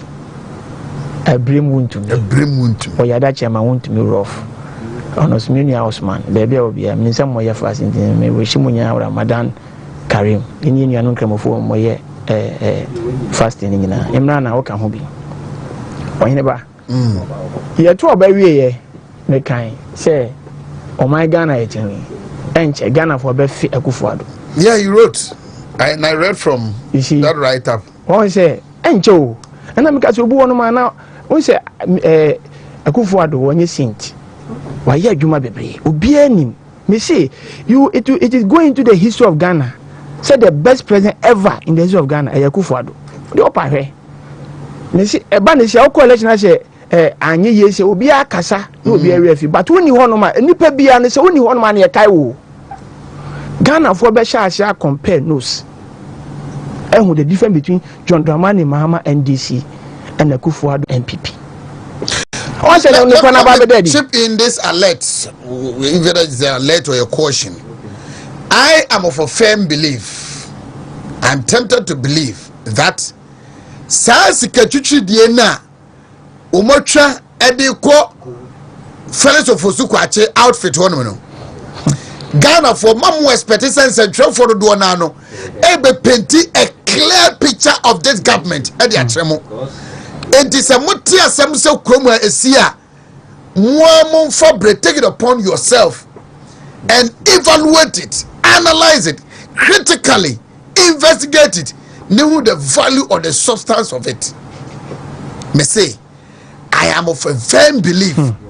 Says the Katusha de Chadia Kohonum. Dear Omode Bayerno, the Sheda JB Diamans and Trefo. Now, some of your senator, dear, I'm not looking good before you, but Uber Roma Domusu Kono, Chrono, show. Share, I say, no cranny daddy. Now, you see, I'm a monafin on budget to buy and they say, no Konacha say, Obia, who the difference between Akufuado and John Mama. Another Akufuado be the president, we all know. Say world economic crisis by COVID-19 here omo pa omba jia omo nyin tumo ama wiase nyina obia economy sheki abai bebra na that time no omo wo so no omo ko election bebre lusu because of world economic crisis inti. And so look at the difference growth rate John Mama no president na crisis bi any baby no growth rate was 3.4%. Growth rate 3.4%. Akufuado under COVID-19 and which we nyina echi. And it has become clear say growth rate is 5.7%. 5.7% under Akufuado. Now let's go to trade balance. Trade balance. Mahama Tana trade balance here $1.8 billion. Yeja amamuno diama NDC for amomato asono. Akufuado at time 2.4 yeah $2.4 billion. This is the difference. Now and normal be honoma about we go to oye.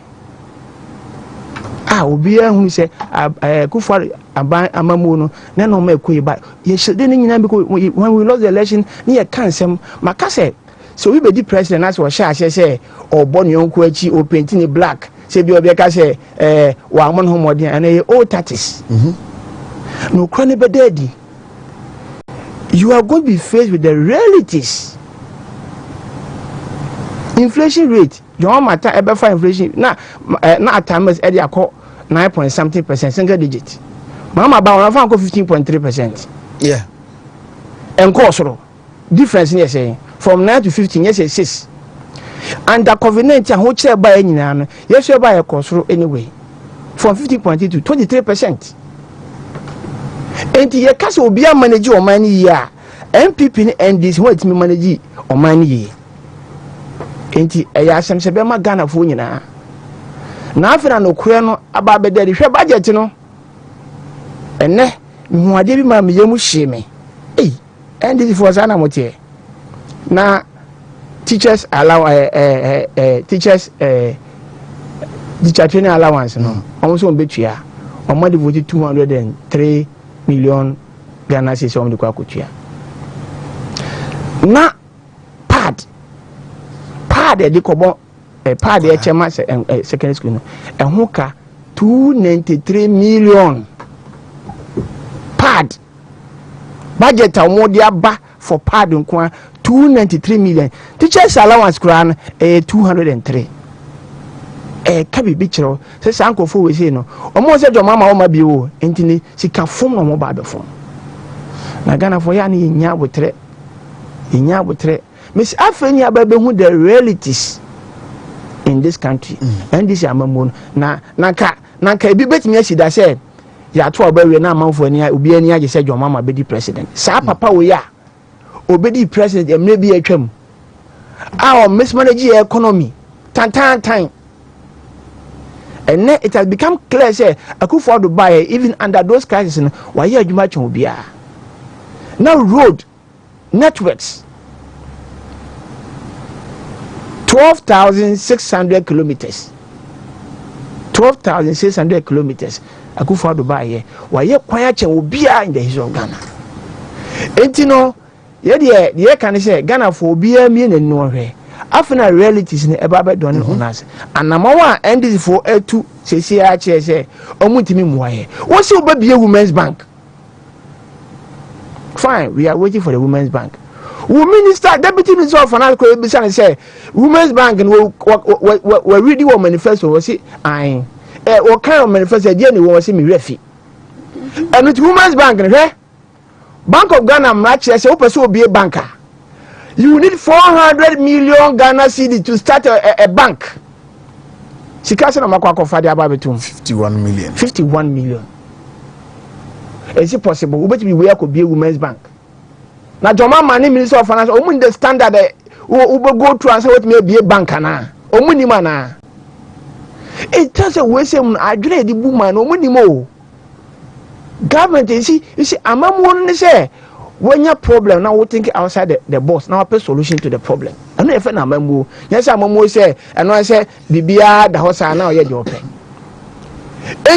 budget has exposed them say even bank no so mukwa bi kwa no resource of the kwa bi financially kwa no omo strong. You don't have the resources of be women's bank, so how is it going to be possible? Budget ye guso ye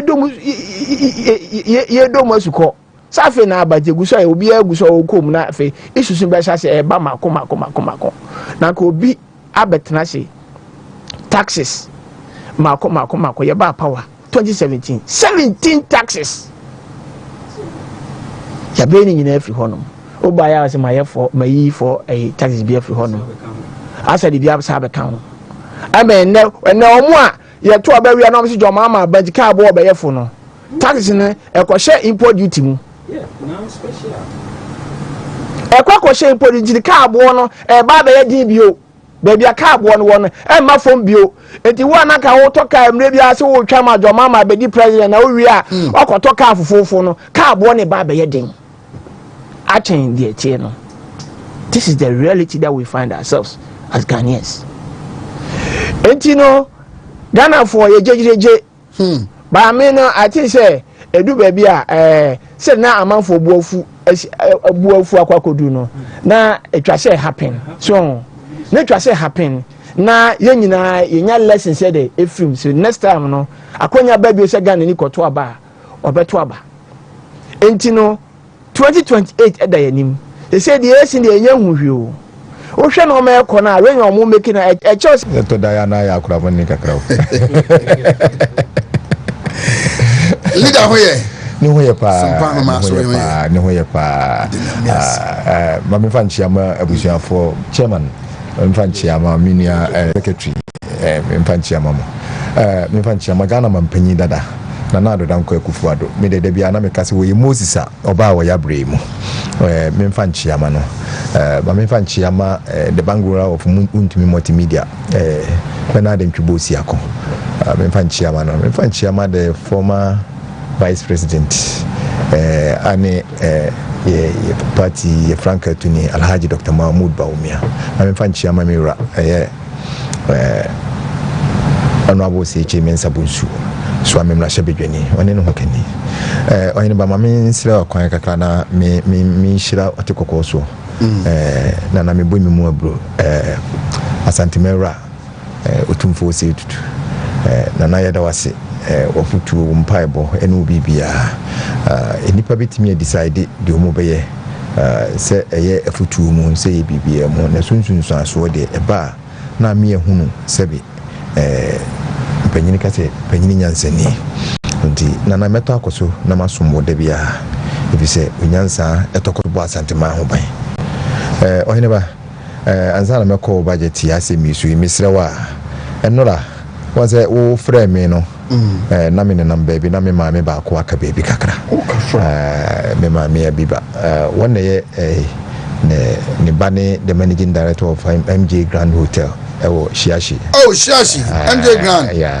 Very nice place. Enura yeba ebisi no. Woni mi se me maame no no. Oh, sir. Me maame ni a. Me nim kama ko bia kama ka so maame ni di free na. Me wo fa na. Michael. The Oheneba hotel no ni nu aketwa your friend Mike. Very nice. Oh, MJ Grand. Yeah, auntie. Enura yeda wo mase. Do ni mo na fa ni mo hu bibia. Kwame despite. Oni ni nu police upon. Dr. Ofulisa Pone, Dr. Kwame despite any abusian for na natepa man hene. Omu nyina ba Enua George of Springs and Boots enana. Omu nyina ba beboae ni fene se despite mu di echi ni yekọ asie nyina ye da omase no ade fefedi ombe ye mae ni abusian fo mbeboae mae sie nyina nyam se no ye musliminti enura na wo se yekokra no. Nti yakora. Ene ye betua dwumadi no so. Oheneba said ye wo bo nwom ni de asemu mpenipa ya ni nipa ne pen ho asem ya mpa wo me de me kan se ye ma ye homre when people for me embre me ho bebre etoda na enema bi ba ne boro ye so na emre ko animu no emre ne hyebre ebe kasa a kire yen more than said ye yan kasa ya hoodin ebitimi aye ohwe niema ekokokokosu ya enipa be sha ase ade property ntia na wo so wokoto aba minua aba na yekoto ye no ye de nkrofo ho ahi na me frɛ no no amfa no the external thing the communal thing na e wo se aban ye nyina na erefi ye ntia ban so obi beda asole anopa no wa free minister ye ntia ban so obi beda asole anopa na wa hwehwe MPB se wo won ba ye tia ban se mekania aso minsuo wo hene me matimi ko school me sole na me koye adwuma mitimi ko makwan ye saa niema no na ye ya ye koto aba na wote hu yan in at all times political parties ni de ensensem beto akoso wo mse de ye de tantantan but no eni kwa se eye emamufuo no asem eni kwa se o ma ne ye wasem make comparison you see ye nipa human institutions as fallible as we are de ya ye ntimi nyeni nyina na so se wo koto aba me see say ye sebi abayifo mpo na akoto aba na mawoma obewe wo mo no wankoto aba na amabonsam ama na meyoma. And I kept saying this ena yakwa akoto aba no na ilusa si say yato aba na mabonsam o we ma papa timede nchia be ma no ya mampanyin Ghana mampanyin John Dramani scammer ene ekwan a wo mafa so de o my Ghana gura kotopre enu budget no Oheneba na nwanwa ehu sere Ghana for emien kai wo madi bi se NDC wo mu ye socialist party wo mu ye social democrats niema miensa na socialist de nam wiase maka no mesen aka biem eno a no mo atuni no enti wo mu odwene the next elections ho anya wo hiani no a wote ho no anya wo no mo odwene wo ho ade no ba ko ne sese wo mu ba aban omuma enipa ehiani papa adodo no a be ye hiafo they pretend to be helping you na wa hwe ya broni be ka cho se obeye welfare hungry man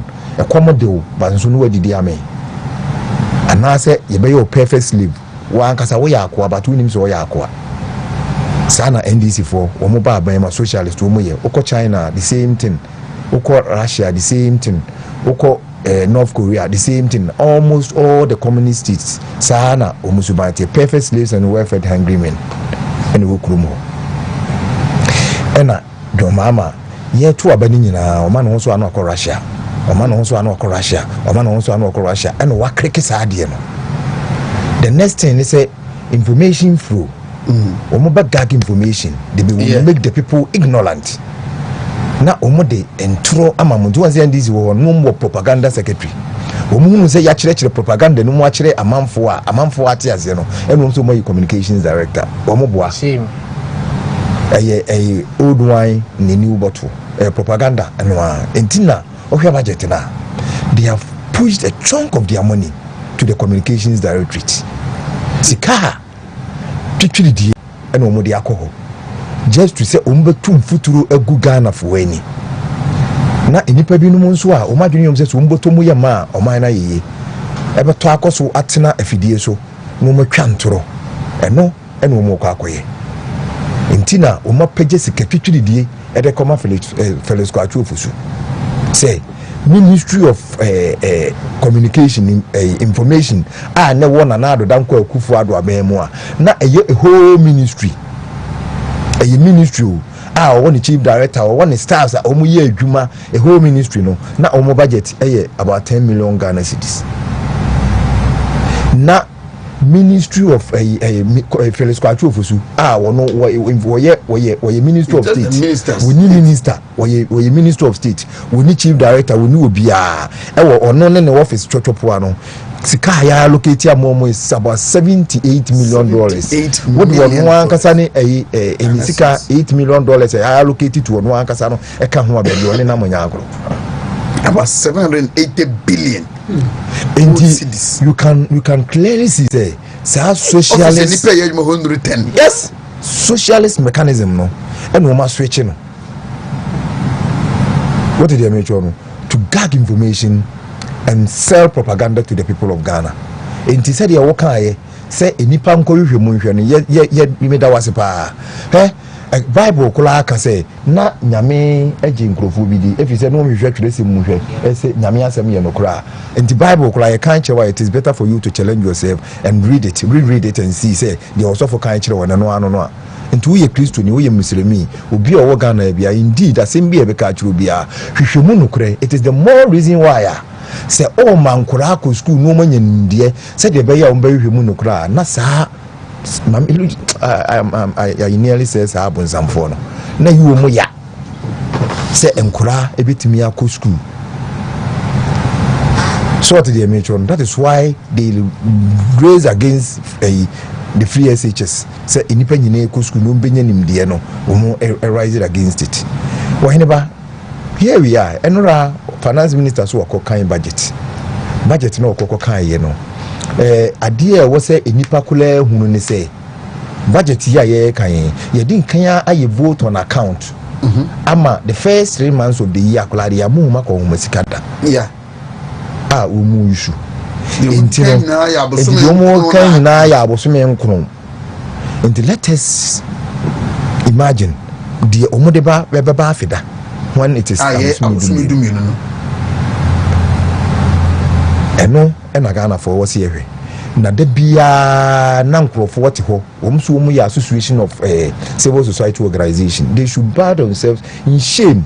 Franklin Kujo why think tank MBA he has an MBA in think tank from Atlas Network and you what abaya say when we say limited government you can say abayin size it has nothing to do with the number of people that are buying or employed. It has everything to do with the power vested in Abino and the quantum of its expenditure. Sikadodo saying Abino die na tumi saying na wa Abino ho enye nipa dodo. So you said the Nado's government was bloated. Yeah, especially Nipia Yejma was the president, and he was spending less than $250 million yes. on them. Now Muslimu You have a lean government. Lean government. Nipa powerful ni swa. Yes. And now finance minister sika will try and about 1.2 billion. And now they call the presidency. 1.2 billion dollars. And the call presidency. 1.7. Now the number say a sono. It was 300 million. 325. And then the Franklin Kujo, the Ramford Jampo, the Lord they are praising. They are praising. Professor Kwesi Prempenom, they are praising. They are there praising. You know, are quiet. Because you've had your. Asofo na Mose na Nyamina Yichira Mose Ekremoni Entimini Mampeni Magana Ntumpono Musu Makamanu Otum. Hey. What you? And yet just carry to Tugusa Basa. Oheneba. Nanado Danko Akufo-Addo. Obedi Ade in 2017, he appointed several ministers. And for the first time in the history of Ghana, the rate of growth of the country was so perfect. And comparatively, once Uncle for no musi woman in the Mampani pressure, CNT aban so Mampani koto to their pressure and what here by no. What did we see? We saw a reduction in Abayanyuma and so commensurate reduction in Abayanyuma. What it means in say Nana Danko Akufo-Addo. Well, about 10 times more than the Nwomo Kano. 10 times more. Because a man has been doing what we did now, ministers, and we did it and we kept seeing the same results.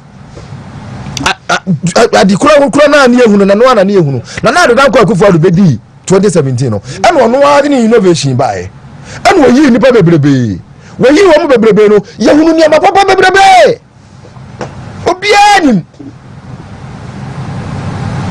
and you see spending so want to market you so when you say to a extent say a district chief executive under Nana Danko Akufo-Addo was taking 5,000 50 million no musu and now NDC communicators some allocating 50 million at their mom 50 million, the same 5,000 they are giving to their communicators on radio.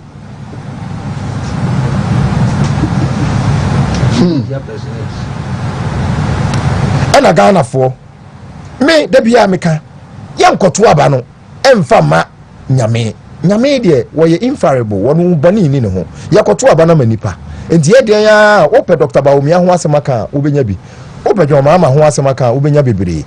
But the end was here and say, between the two no at least one the betimi aye kese kakra e di amayen so did the make sure no yet na Asante region ha and nipa nante akorom say yes ye be interchanges 5 na yenye ba akokora. Of course I can tell you on authority say swami interchange na ye sha ase no the most difficult thing na Emma contractor bia ntimi Emma interchange no was how ubesia relay the pipes the water supply system na efa kwan no ho no laying it your big tank bi every balekese at a point we duru swami and you are efa ho no na ebelando so run about pepe ansa na akọ ekwan na abenya contractor sa pipe no obetimi aye ho adwuma enkofa owuo any problem bi ama was the problem and the interchange in adwuma no the major part no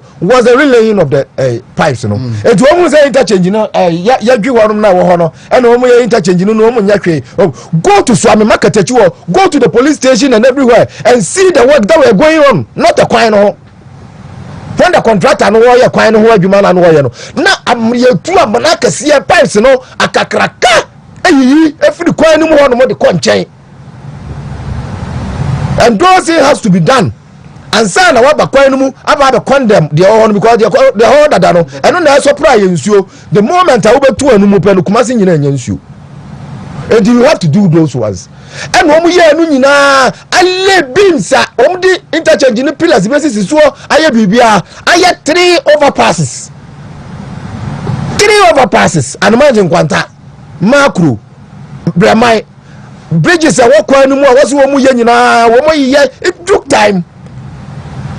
Oma ye nyina ye musa ye ho se ye kokotu abanoma NDC se wo ma nye interchange amaye enura budget no interchange se no mo ya amaye So we are now the statute chairman Koji. So the finance minister said, say there are 55 major projects are stalling, and because of that restructuring and our program with IMF, no, it will take us 12 years, and some of what me are complete. Notable among them.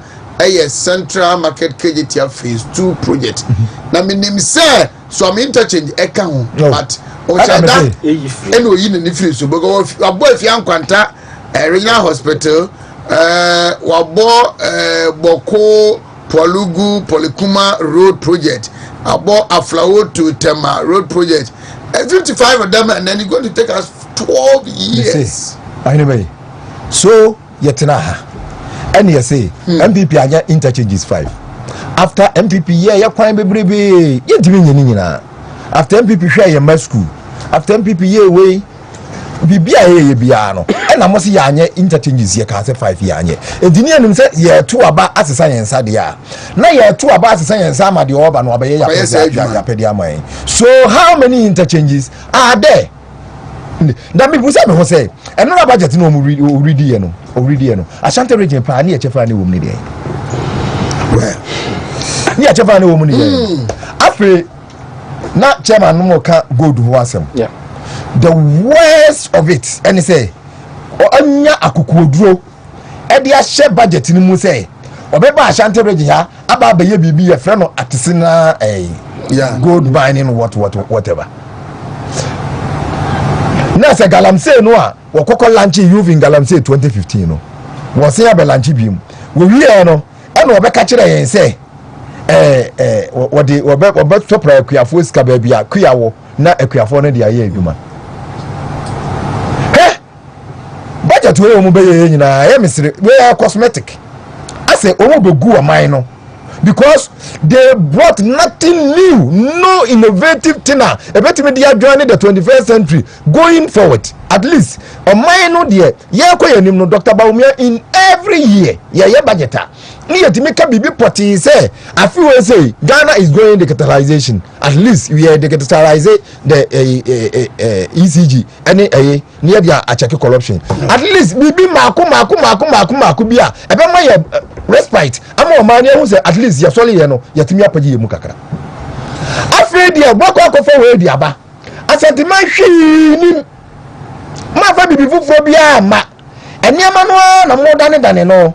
And criminally unim go to that someone na work no Dr. Baumia is stating in our manifesto say you discover a gold belt with the help of geology department we have discovered the gold belt and nothing that Dr. Baumia can say if you are able to mine that gold if you enough say to copy enough say no dey see etimi tu anu nko akula na you benya sika enough say you try e taxes in Muklano, how mine because your revenue nyina for the year no was stating it was about 4 billion something. And if you have something that is going to give us over 30 billion now, there is no point worrying ourselves about revenue. And no, Dr. Baumia Kayano is the reason why this Amijan Via got to work. What did they make you say anti-gold board? Na obia o catch say or party.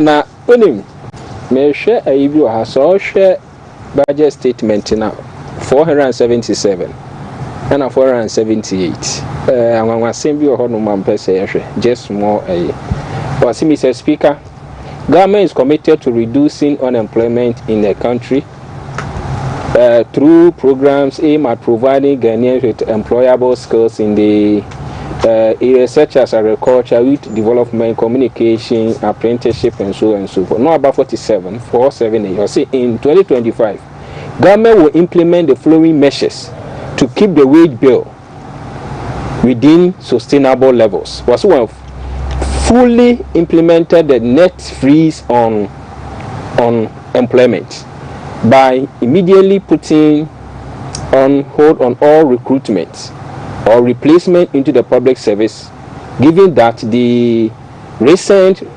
realignment and collapse of some MDAs has brought about surplus labor. In this regard, there will be no extension of contracts for all public offices, except in education, which will be capped and then within budgetary constraints.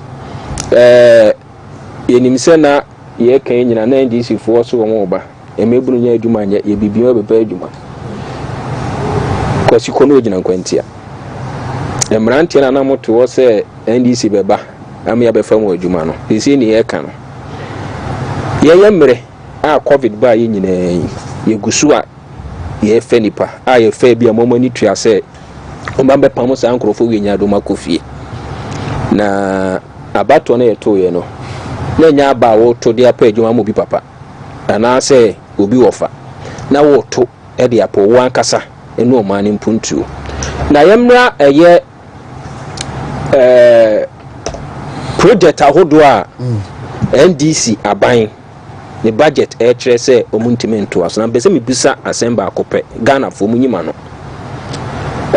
eye Ghana ye ena na MPP yete so a sa adwuma ye o se wontime nto aso no na nado danko akufuado ene bawomia egusu a omoye na die be na esie die be na aba entira omo se sa niema wiya empuntu nwuma ekoso no omuntime nye yebusa ye ho yemusa ho ne ansa ya ka kire mo se NDC asamonyoko omo mpa adwuma omo mpa so mbadwene apart from say e to kakra na ye gigie no edi betuaka na omadi bie asa si ebeye mpuntu nwuma infrastructures beboa ama mano kanko akoyie no mo be kire wo mo se na dan ko akufuado edisa policies iba no otwa free SHS na at least fan say o man no sikasem no ekwan na ho ma wontumi fa bi nya ne ma hu na ensem fata no o mo nye. Now I'm not surprised. So I'm say cut down the growth rate. I'm not surprised because they say no abana is on spend it. On spend on infrastructure. You're not going to spend on infrastructure. And as a one spend here, sika na kwa bonten. Sika kwa bonten a and then krofo nya sika eyi nyuma. E mo man sika sam yeden. Etupon. They say abana na dwen say infrastructure bi adi a ho kire. Infrastructure bi obeye na o man sika akohye no, they're not going to do it. Na yet to also almost say kejetia phase 2 yomba be wie. Ya de ye nka hwe o. That restructuring na wa be ka say aban na aye about 93% awie 7% na current no. Wo say enyuma aban ni jagu no ade se mfie dumienu achi na betimi awie. Yes. Sika ni ho. Say no work. They don't have money. Now aban na no teso no no nya sika wan. Ye musa ye ho. Say where William say businesses any aban any be pre your friend say financial market local ones no say aban na dwen say your local financial services ho no ko pegosia odinani akire enti so ye obi a uya nkwankwa adwuma na wo ko pegosia ensi we de ma ba no untimi ntua for that but say ska onyere unya. Now it's going to bring down private businesses down. Now, Sadio we know say won't take economics and finance say we never appreciate or less better. Then you understand the budget and now. And this is very redeem you know. And then some Brian, let me read this to you now. You know, I pick you up on it now.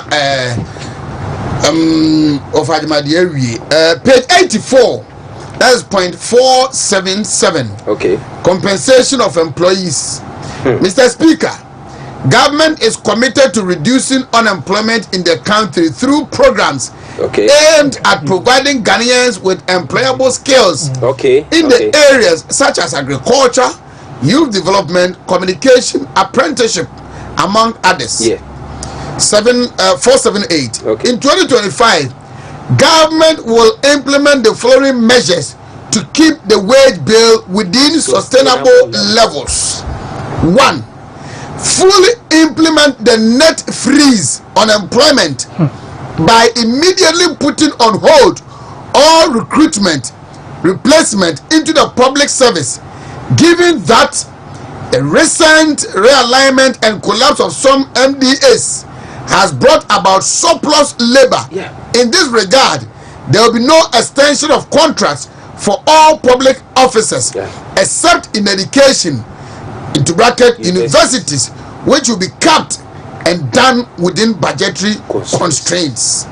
Heads of services and public institutions are to undertake internal restructuring to place staff in understaffed areas and training to reskill or upskill others. And the public sector recruitment, yeah, fake my phone.